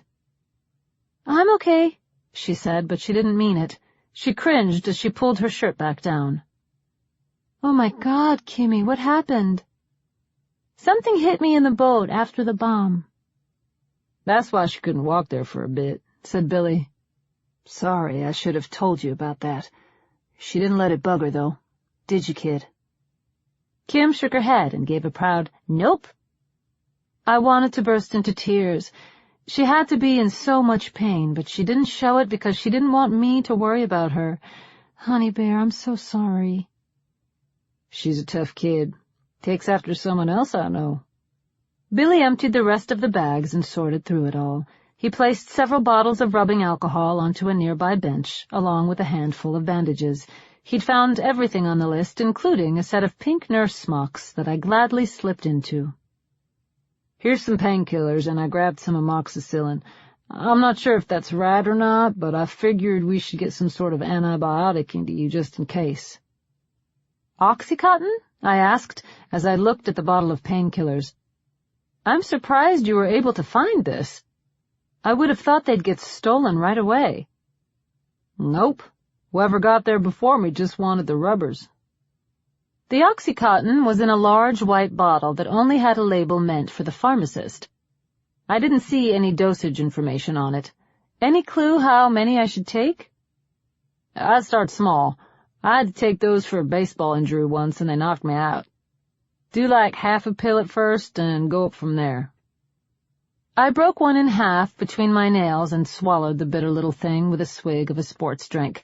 The pill scratched its way down my throat, as if trying to claw its way back up. "I'll keep searching through the stations for anything local. Are you leaving now?" I asked after taking a few more drinks to wash out the taste of the painkiller. He tightened the brace around Kim's waist and strapped the Velcro. "Yeah, pretty soon. I won't be gone more than a few hours. You gonna be okay?" I shrugged and ran my hand through Annie's curly hair. "We have to be." Billy waved as he raised the bar off the door and left. Kim replaced the wooden plank to keep the door shut and then walked stiffly back to the boat. I heard a small motor kick to life outside, and then Billy raced off on a mountain bike he must have found on his first trip. "We'll be okay, Mommy," she said. "There's no one out there." I flipped the radio on and scanned the stations. It's so strange that everyone's gone and there's no local news. I can't figure that out. I stopped on the channel from New York that we'd been listening to before. They were interviewing a doctor who talked about the infection. It was a bad signal, but we were able to make out most of what they said. "Do we know where it started?" asked the interviewer. "The attacks on the 5th were the first time anyone reported symptoms," said the doctor. "All across the world, major cities reported these attacks, and it was in the food that was sent to schools in those areas." I glanced at the bags of food we'd stolen from Kim's school. "Just in the big cities?" asked the interviewer. "From what we've seen, yes. Although, as you know, a lot of people that work in the city live in the suburbs. That's probably why the attacks were focused there, to spread the infection as fast as possible." "And I know the school my daughter goes to gets their food from the district," said the interviewer. "Yes, exactly. We've seen reports of poisoned food supplies in neighboring areas." I grabbed one of our pilfered bags and looked at the shipping label. It had been delivered to someplace in the city. "What are the first signs of infection?" asked the interviewer. "If bitten, or if the bacteria moves directly into the bloodstream, the infection sets in quickly. It will start with a blackening of the skin and eruption of buboes near the site of the infection. So you'll see them near lymph nodes, near the armpits or groin. In the children that ate the poisoned food, we saw an onset of flu-like symptoms. It starts slow as your body's immune system tries to fight it, but once the infection sets in, the process speeds up. The children we saw were taken over within a day or two of initial contact with the bacteria." "Taken over?" asked the interviewer. The doctor paused and cleared his throat. "Yes, they died and came back." I began to hyperventilate. "Kim, what was that antibiotic? The one that Billy was supposed to get?" "I don't remember." She was surprised and confused by my sudden intensity. "He took the note." "What did it start with?" She stuttered as she tried to recall. "Dora or Dory something. I don't remember. Why? What's happening? What's the matter?" I tried to get up, but my body had been beaten to the point of collapse. "Go open the door. Try to stop Billy. Try to yell out and stop him." I knew Billy was probably far away by then, but I hoped there was a chance his bike had stalled. "Why?" "Just do it!" I picked Annie up and raised her arm. No, I said as I saw the black boils beginning to form under her skin. "Oh, God, please, no." "What's wrong?" asked Annie as she tried to see what I was looking at. Kim stood outside the garage and screamed Billy's name, but he was gone. I pulled myself onto the edge of the boat and grabbed the bottle of Oxycontin. I dumped several pills into my hand, put most of them in my pocket, and then tossed one in my mouth. I chewed it to get it into my system faster, and the bitterness made me gag. I needed to ignore the pain if I was going to do what needed to be done. "What's the matter?" asked Kim after she gave up calling Billy. I took the crutches Billy had brought and adjusted them to my height. "Your sister's sick. She needs some of that medicine they were talking about on the radio." "The Dora antibiotic?" she asked. "Yes." "What about the one Billy brought? Can we give her that?" "It can't hurt to try," I said. "Go ahead and get her to take one of those. You'll have to cut it up into small pieces and force her to swallow them." "Why me?" asked Kim. "Where are you going?" "Don't panic, Kim. You can do this." "Where are you going? Are you leaving us?" I tried to calm her. "I just need to go to that pharmacy for the medicine." "No!" "Billy's not going to be back for a long time, if he even comes back at all. Annie needs that medicine." "You're leaving me again?" she started to wail. "You promised me! You promised!" "I know, Kim." I tried to grab her flailing arms. "Calm down, honey. You've got to calm down." "You're going to die, too." "Stop it, Kim. I need you to calm down. Now. Listen to me. I want you to look after your sister, but I want you to stay away from her. Give her the pill, but after that, just let her lay in the boat and you stay up here by the bench. If she gets up and starts to act like the bad people, I want you to climb up into the rafters and wait for me." I pointed to the beams above our heads. "She's going to be a zombie?" "No, I don't know. I don't think so. Please just do as I say. I have to get to that pharmacy before it's too late." "I don't want to lose you, too."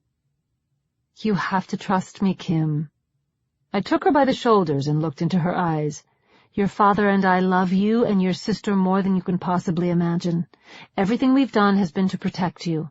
I have to go get this medicine for your sister or she's going to die. Do you understand? I need you to stay here and protect her, to protect both of you." "Are we all going to get sick?" "I don't think so, but if we have the medicine, we might be able to stop it." "We all ate the same food," she said. "I know, but no one else is sick yet, just Annie. Maybe her immune system is weaker." "Or it was the apricots." I'd forgotten about the chocolate apricots. No one other than Annie had eaten them, and everything else had been cooked, which should have killed any bacteria or virus in it. You're right, Kim. That's probably what it was. "Mommy," said Kim as she grabbed my hand. "I love you. Be careful." "I love you too, sweetie. Now bolt the door behind me and don't let anyone but Billy or me in, okay?" I stood outside of the garage and stared up the street that led through the industrial area. It was an uphill climb, and I saw no sight of the neighborhood Billy said was there. It would be a long, painful trek up the hill, and I wondered how long it would take for the painkiller to kick in. Every step made me wince, and the crutches dug into my armpits as I relied too heavily on them. My left foot was bandaged and almost useless, but I needed to stand on it if I was going to make it up the hill. I set it down as light as possible and felt the agonizing sensation of the bandages scrape against the fresh wounds. The side of the white gauze darkened with fresh blood, but I had to endure the pain. I kept moving, and a trail of blood followed me. Helicopters hovered somewhere nearby, but I couldn't see them among the towering steel structures of the neighboring industrial plant. The sound of the rotors echoed through the desolate park as I moved ahead. A deep bass voice called out, as if through a speaker or megaphone, but the sound was too far away to discern. It seemed to be coming from the helicopters, but I couldn't be sure as the sound echoed through the deserted area around me. A tall fence blocked the entrance to the salvage yard, but it had been broken down and pushed aside. I went into a guard shack that sat beside the gate and looked for anything that I could take with me as a weapon. I hadn't thought to grab anything back at the dock and suddenly felt very vulnerable as I stared out into the street ahead. It was a tiny shed with a desk and 3 small televisions that were part of the security system. I flicked the light switch on and off, but the power was out here as well. I fell into the swivel chair and cringed as I pulled my left foot up and crossed it over my right knee so I could inspect the shark bite. The bandage was soaked with fresh blood from the wounds I had opened by walking. They hadn't been stitched and only closed thanks to the pressure of the bandages. My jaunt up the hill burst them wide again. I could feel the painkiller start to take effect, and my body's recognition of pain changed to a mere awareness instead of debilitating agony. Someone's voice cried out in a guttural blast from the Baylor projects. I looked out the window at the abandoned 10-story buildings that stretched down the street outside of the salvage yard. I could see between the buildings and into the parking lot that wound around them, but there was no movement. The doors of the projects were sealed shut, and red X marks were spray-painted over them. The voice moaned again, this time with animalistic intensity. It didn't call for help or say anything intelligible. It was a primeval grunt of hunger, and I sat rigid and fearful as it echoed through the streets. Then it was quiet for a long time. "Get up, Laura," I whispered to myself. "Get your ass up." Fear had frozen me in place, the same as it did on the dock when David died. I couldn't move, and I trembled in the chair of the security shack. I thought of Annie's pale, pretty face, quietly lying in the boat as the infection ravaged her. I was the only hope she had of a cure. If I stayed here, she would die, and so I forced myself to stand. I found courage as I thought of my daughter Kim. She had ignored the pain in her back so I wouldn't worry about her, and that strength drove me forward. I had to keep my promise to survive and return to her. The street was ominous as it stretched out ahead of me. I charged up the hill with renewed vigor and listened for the sound of feet from behind. The city had seemed abandoned before, but now it felt teeming with vicious intent. Every empty alley promised new horrors as I passed, and every window was a view on my vulnerability. When would they see me? How long would it take for them to follow my trail? The screams started again, and it was closer. I couldn't see it, but the creature was somewhere in the projects. Its voice had an emotionless drawl to it, but it sounded as if it were right on top of me. That's when we saw each other. I glanced up, and it looked down. The zombie stood on the 5th floor of the building to my right, and had been aimlessly wandering in one of the apartments. The person must have died there and was left to search the abandoned project for someone to eat once it was reanimated. Now it found me, but it was trapped up there, and I thanked God for that. Then it jumped over the railing. The male zombie plummeted to the ground and landed feet first. Its legs buckled, and I heard the femurs crack and split as the creature crumpled to the ground. Sheer white bone poked out of its leg, and black, rotten blood leaked out like a broken bottle of molasses. His face was gray and torn at the temples, as if he had been clawing at himself in death. He landed across the street from me and was deathly still, 20 feet away. I whimpered at the sight, but carried on, a trail of bloody footsteps behind me. Billy said the pharmacy was just inside the Baylor projects. I had to be getting close. Then the zombie called out to me. Its growl shocked me, and I yelled in terror. I thought it died from the fall, but it started to move. The infected man stretched out and scratched at the pavement, its nails bent backwards as it struggled forward. The creature crawled at me as viscous black blood oozed from its gaping jaw. I couldn't run. I tried, but my leg was too badly damaged, and my fervor to get away made me stumble against the wall of the building to my left. The zombie started to move faster than I could, as it pulled itself across the street and screamed at me. Its arms were strong and capable of pulling it along at a frightening speed. I hopped on my good leg, but the painkillers hid my injuries too well. The muscles in my body revolted and seized up. My thigh burned as I did everything I could to move uphill, but the zombie gained ground. I fell and landed on my right side. I rolled so that I sat on the sidewalk, facing the creature that would eat me. I took the metal crutch and ripped the foam pad off the armrest. When the creature came within striking distance, I wailed the crutch down on its head, but it didn't stop. I struck again, but I wasn't strong enough to kill it. It grabbed onto my bandaged, bloody foot. I pressed the armrest of the crutch against its face and pushed, but I couldn't keep it off me. The monster grabbed the bandages on my foot and dragged me to him, which ripped open the wound on my side as my back scraped against the concrete. Fresh, brilliant red blood poured out of me and ran downhill to mix with the zombie's black stream of fetid liquid. My flesh peeled off as it gnawed into my ankle. The creature pulled the bandages away and bit onto a flap of skin from my open wound. It pulled its head up, and my skin ripped back to reveal my ankle bone. I screamed out in pain and despair as the inevitability of my death became apparent. If I let this thing win, I would break my promise to Kim. I would die, and Annie would die, and Kim would be left to face this new apocalyptic world alone. No, that wasn't going to happen. I kicked the creature in the face, and a strip of my flesh ripped off in its mouth as it reeled back. I sat up, grabbed onto its face, and pressed my thumbs into its eyes. My voice roared in fury as I plunged my nails into the spongy sockets. The left thumb dug in while the right slipped under the eyeball and popped it out of the socket. The eye dangled on the monster's cheek as black blood oozed out of the left. Pain didn't faze it, though. The zombie lurched forward to blindly grasp at me. It caught my left arm and bit into my wrist. I wrenched my arm out of its grip. But this was a fight I couldn't win. These creatures didn't feel pain, and he would continue to claw and bite until he was utterly destroyed. Punching, kicking, and clawing at him wouldn't keep me alive. There was only one weapon left to use. I dug my right thumb deep into the creature's socket and shoved its head back. Its neck stretched out before me, and I bit into him. My teeth sunk into its rotted flesh, and the putrid blood gushed over my cheeks as I clenched down on its jugular. The creature wailed as my teeth ripped into him, and then the sound of his voice turned to a gasp as I gnawed into his throat.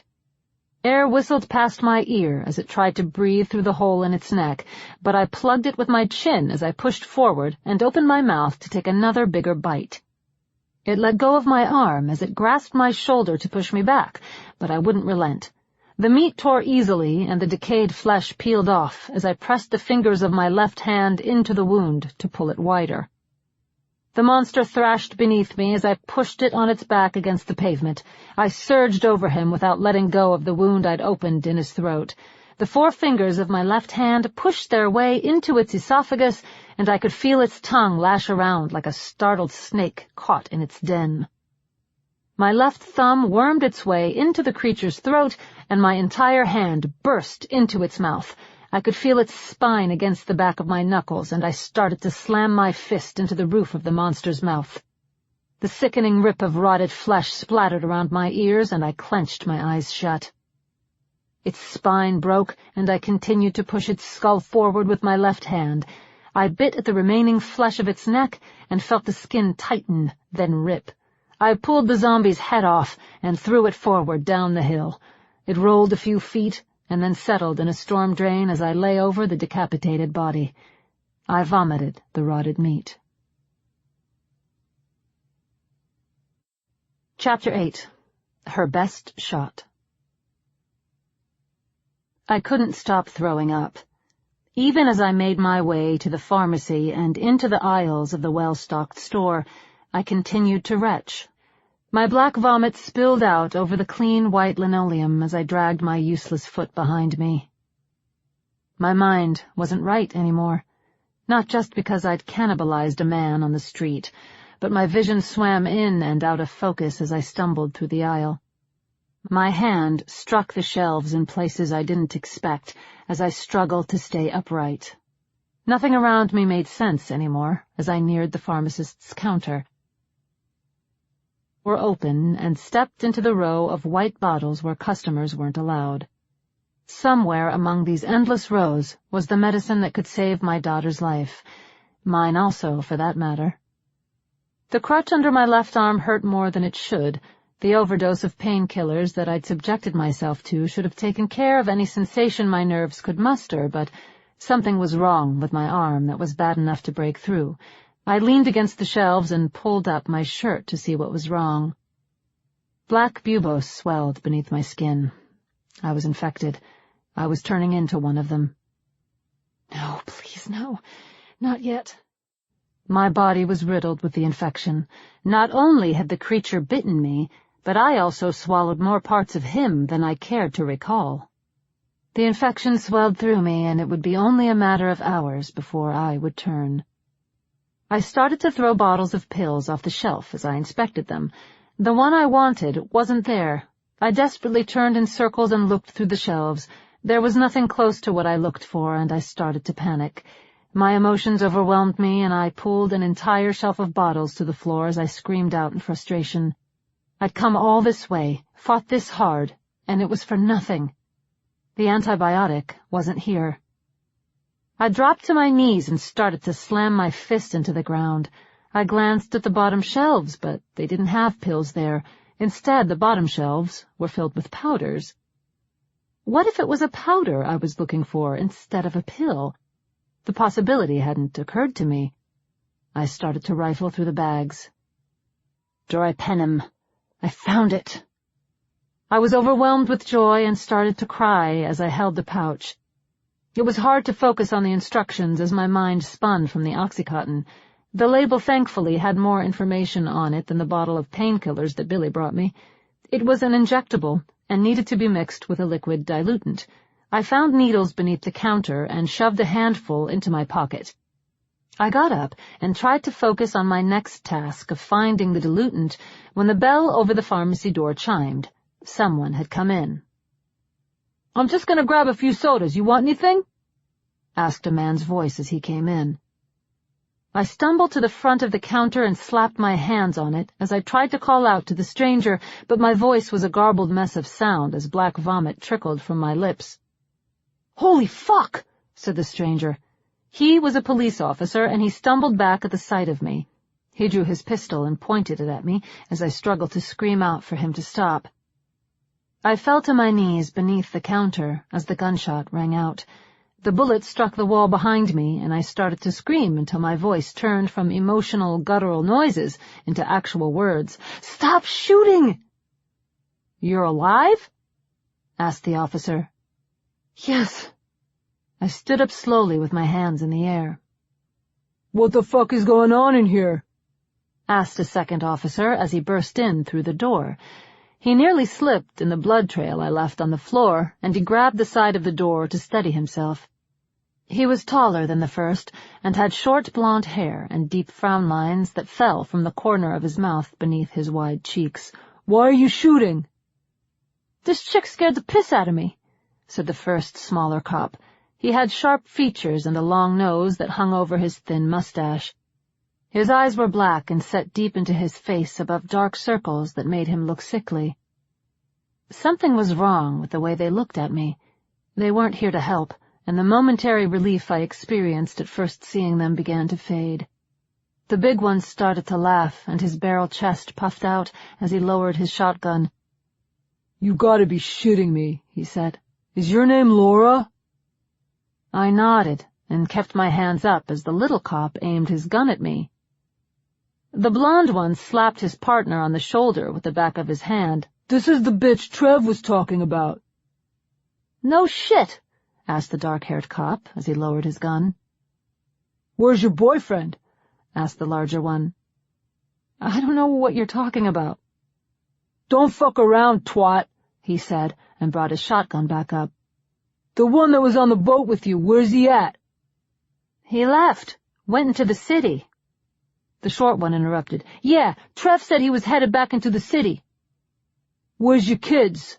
asked the one with the shotgun. "They're not here. I needed to get this medicine for my littlest one. She's infected." My drug and infection-addled mind couldn't piece together what had happened. The things they said to me and the way they knew so much about my situation didn't make sense. "How do you know who I am?"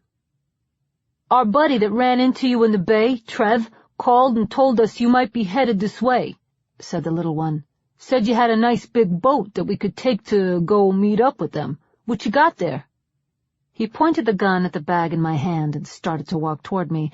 I dropped my arms and put the bag behind my back. "Medicine." "Give it to me," he said as he pointed the pistol with his right hand and held out his left. "No." "You hear that, Ron?" asked the little one of his partner. "She said no." "I don't know why you're here or what you want, but my daughter needs this. I need to get this to her. She needs this." My mind drifted in and out of our conversation as if I'd spent the day downing tequila shots. I felt like I was moving back and forth as I stood rigid behind the counter. "I'll beat the living fuck out of you, bitch," said the little guy. "Give me the fucking bag." "I'm a zombie," I said with drugged glee. "I'll bite ya." "I'll just shoot your ass and take the bag. Blood, mist, vapor, and stuff gets in your face and—" I tried to repeat my late husband's witty remark from the day before, but my mind had given in to either the Oxycontin or the infection. I shrugged and said the first insult that came to mind. "Suck a dick." Ron came around the counter and shouted something at me as he advanced, but I didn't understand any of it. The butt of his gun slammed against my head, and I tumbled to the ground.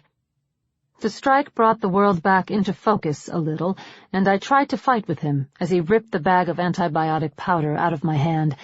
I couldn't stop him. I couldn't do anything but lay back and cry. I begged them to leave me alone. I begged them to give the medicine to Annie. Ron looked at the bag, and a scowl deepened the lines on his face. "How do you know about this?" "What?" He bent down and slapped me across the face as he shook the bag at me.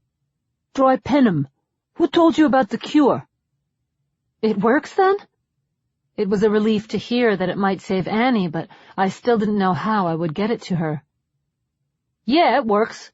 He shoved the bag into his pocket and then pulled out a small glass vial of liquid that he shook at me. "We've got plenty, all mixed up, ready to go, just sitting here ready to save your life." He laughed and put the bottle back in his pocket. "Shame you had to be such a twat." "Why aren't you helping people?" I asked. "If you know there's a cure, why aren't you helping people? You're cops. You're supposed to be the good guys." Ron laughed at me. "We're not cops, you dumbass." "Who are you, then?" "None of your fucking business. Dave, find the rest of this." He shook the bag of Drypenem. "Can't hurt to have more. I'll head down to the dock and find their boat. I bet her kids are there." "Please help Annie. You can take the boat. I don't care. Just help my baby. Please, give her some of the medicine."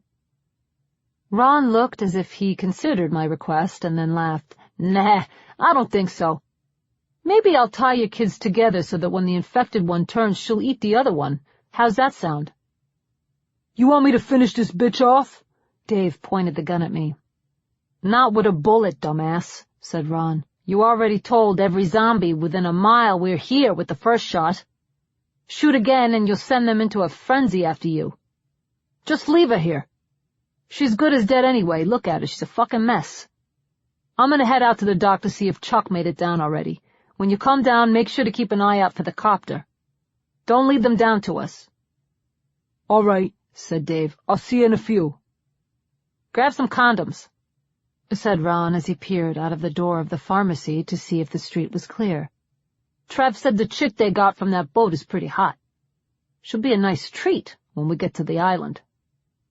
"Nice," said Dave as Ron left. He started to search through the shelves for the rest of the antibiotic. "You don't deserve that name," I said. The fuck are you saying over there?" He continued to search through the aisles. David. That was my husband's name. He was 10 times the man you are. "You'd do best to shut up, honey," said David. I spoke louder to muffle the sound of the wrapper coming off the needle in my right hand. He was strong and handsome and so smart. "You're just a stupid little piece of shit. You're the kind of guy my husband would have crushed between his fingers. You're so fucking stupid." The painkillers garbled my speech and muddled my thoughts, but I spoke as loud as my lungs would allow. "Yeah, sure thing." He tried to be dismissive, but I could tell he was annoyed as he tossed bags of powder and bottles around in search of the antibiotic. "If I'm so dumb, then how come I just helped put together the biggest terrorist attack the world's ever seen, huh? You stupid bitch. Shut your fucking mouth." I yelled over him as I stuck the needle into my right thigh and drew back the plunger. "You're just one of those little, weak, stupid fucks that get picked on all their lives by men like my husband. Men that matter. Men that can make their women happy. Men that don't make their mothers cry in fucking shame. You pathetic, puny piece of shit." I screamed loud enough to attract the attention of every zombie in the area. "I try to be nice," said David as he stomped through the bags and bottles to confront me. "But you had to go be a fucking cunt." He holstered his pistol and cracked his knuckles in anticipation of the beating he would give me. "I won't lie, I'm going to enjoy every second of this." "I bet you will." He struck me across my left cheek and my head bounced off the side of the counter to my right. Stars lit my vision, and I wanted to make my move, but he wasn't close enough yet. He still stood over me, and the gun was out of reach. I needed to get him closer. "Did your pussy just fart on me, or is that what you call a punch?" "You got a fucking mouth on you, don't you? All right, fine. You want some more?" "Yep." I spit a tooth at him. He grabbed my shirt with his left hand and got down on his knees. He pulled me away from the wall and drew his right hand back to hit me with as much force as he could manage. "Take your best shot," I said, and jammed the needle into his left thigh. He squealed in shock, and I grabbed his gun with my other hand. He jumped away in panic, and the gun slipped out of his holster. When he realized what happened, he tried to grab the pistol, but I pulled the trigger too fast. The bullet tore through his right hand and left his middle finger dangling by a flap of skin as a stream of blood painted my face and the wall behind me. He grabbed his hand and fell against the shelf, which then tumbled backward. Bottles clattered to the floor, and he rolled around on them in agony. "You fucking bitch!" he screamed again and again. "You crazy bitch!" The needle bobbled from his waist. I stood up and callously pointed the gun at his knee.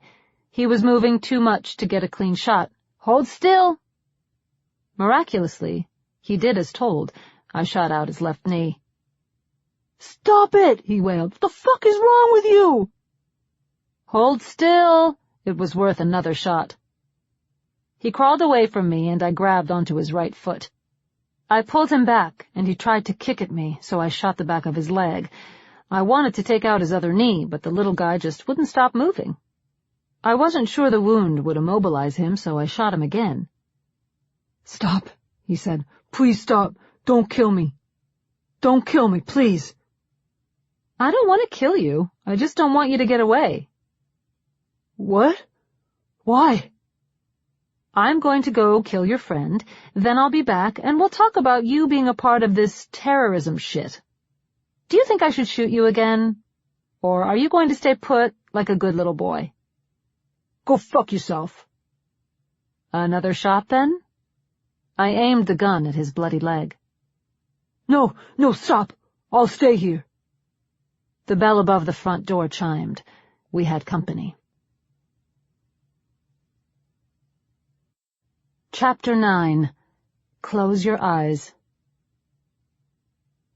The zombie sniffed the air as it walked through the door. It was a tall, lanky man in a business suit, with a receding hairline and beady eyes that darted around until he saw us. It roared and rushed forward. I aimed and tried to shoot the creature in the head, but the bullet missed and blew through the window instead. I shot again, but missed, and then the creature leapt over the counter and on top of me. Its left arm caught my shirt, and he pulled me down with him into the mess of blood and bottles at my feet. The creature landed beside Dave and reached out to grab him with its right arm while keeping a grip on me with its left. "Shoot it," said Dave as he tried to crawl away. I placed the barrel of the gun against the zombie's head and pulled the trigger. Rancid brain matter splattered across David's face, and the creature fell silent. I took several deep breaths as my heart thundered in my chest. There was a clamor of feet outside not far from us. It sounded like a crowd of people running our way. "They're coming for us," said David. I pulled a painkiller out of my pocket and chewed it as I pushed myself off the floor. I couldn't afford to let any of the pain that should have incapacitated me to take hold. My arms wobbled beneath me. They were sapped of strength, but I had to push on. I had to win this. "Stay down," said David, as the sound of the approaching horde got louder. "You can't outrun them. Let's just hope they pass." He gave his whisper as much intensity as possible. "You can't beat them." There was a car parked on the street outside of the pharmacy that I could see through the shop window. It was a Toyota Corolla, similar to the one I had at home, and a plan took shape in my drug-ravaged head. I grabbed a pen off the counter and put it in my pocket along with the rest of the needles I'd stolen. Then I staggered through the store to the front door. My left foot dragged behind me, and the swelling over the left side of my face from David's punch started to force my eyes shut. Every one of my senses was stunted by the overdose of painkillers and the extreme loss of blood. The possibility of saving my children was miserable at best, but I was far too deep into this misery to care about odds. "You're going to get yourself killed," said David. Yep. The door chime rang over my head as I walked out onto the sidewalk. The horde of zombies had massed up the hill and turned their attention to me as I staggered out of the building, but they ignored me. I was indistinguishable from a zombie to them as I limped to the car. I thought about walking back down to the dock, but no amount of determination could help me live long enough to make it. If I didn't lose consciousness from blood loss, the painkillers would certainly claim me soon. Please, God, let the door be unlocked. I tried the handle of the passenger side. It was locked. I looked through the window and saw that the driver's side was locked as well. A few members of the horde stared at me with renewed interest. They were less than 10 yards away, and I knew they would be upon me in seconds as soon as they realized I wasn't already dead. I pressed the left side of my body against the car and put my hand on the glass. Then I raised the gun and set the tip against the window beside my left hand. "I'm coming, girls." I shut the window and the glass burst into a flower of cracks. It didn't shatter, but instead just left a hole surrounded by splintering shards. I forced my left arm through the hole and searched for the lock below. The horde bellowed and headed my way. Their cries echoed through the dead city as I desperately tried to get the door open. When I found the lock, I screamed out in relief, but the first mob was already at my back. I flailed at them and took a few wild shots as I opened the door and leapt inside. One of them grabbed my foot. I spun around and took a shot that found its mark just above the creature's nose. Its head jerked back, and he fell lifeless to the pavement as I pulled the door shut. The horde swarmed over the Toyota and pounded on the window. They crashed against the rear window as they crawled over the car. I pulled out the pen I'd taken from the pharmacy, and my hands shook as I took the cap off and searched for the shift release. This was a newer model of Corolla than mine, but I was relieved to find the same release key beside the shifter. I learned this trick from a tow truck driver that helped us out of a parking lot after I lost my keys a few years back. I jammed the pen into the small slit on the plastic cap and pulled it free. Then I used the pen to move the tiny lever beneath to release the shifter so I could pull the car into neutral. The Toyota lurched forward as the creatures pounded against the back. I dragged myself into the driver's seat as the car started to roll downhill, and I put my right foot on the brake in an awkward position as I did my best to steer. The zombies chased me for as long as they could, but soon the horde faded in my rear view. I started to laugh hysterically as I pulled off my escape. I raced downhill and back into the salvage yard. I hit the brakes slowly to keep from skidding the tires and approached the dead end as quiet as I could. I didn't want Ron to hear me coming. I parked the car and slid out of the seat. I didn't close the door and used the side of the car for support as I timidly walked around it. The door to the dock house was open, and there were splintered pieces of wood on the ground around it. It looked like Ron had shot or kicked his way in. "Get down from there," said Ron, as I staggered through the door. He faced away from me and looked into the rafters at Kim, who sat above, just out of reach. She kicked at his hands as he reached for her. Then she saw me. I pressed my finger to my lips to keep her quiet. I raised the pistol and aimed for the back of the fake cop's head. "I'll shoot you if I have to," said Ron as he raised his shotgun. I pulled the trigger. It clicked, uselessly. Horror gripped me as I tried again with the same result. The gun was out of bullets. "What the fuck?" asked Ron as he turned. "Holy Mother of God!" He staggered back at the sight of me. "Where's Dave?" "Probably dead by now." "I've got to hand it to you," he said, and shook his head in admiration. "You're one tough bitch." "Put down the gun and come find out just how tough I am." He started to laugh. "Honey, you're a stub toe away from falling down dead. Do you have any idea what you look like? I can't believe you're still standing." "Then come and try to knock me down." He thought about it, and then raised his shotgun. "Nah, I think I'll just shoot you and get it over with. Then I'll tie your kids up and let them eat each other like I promised. How's that sound?"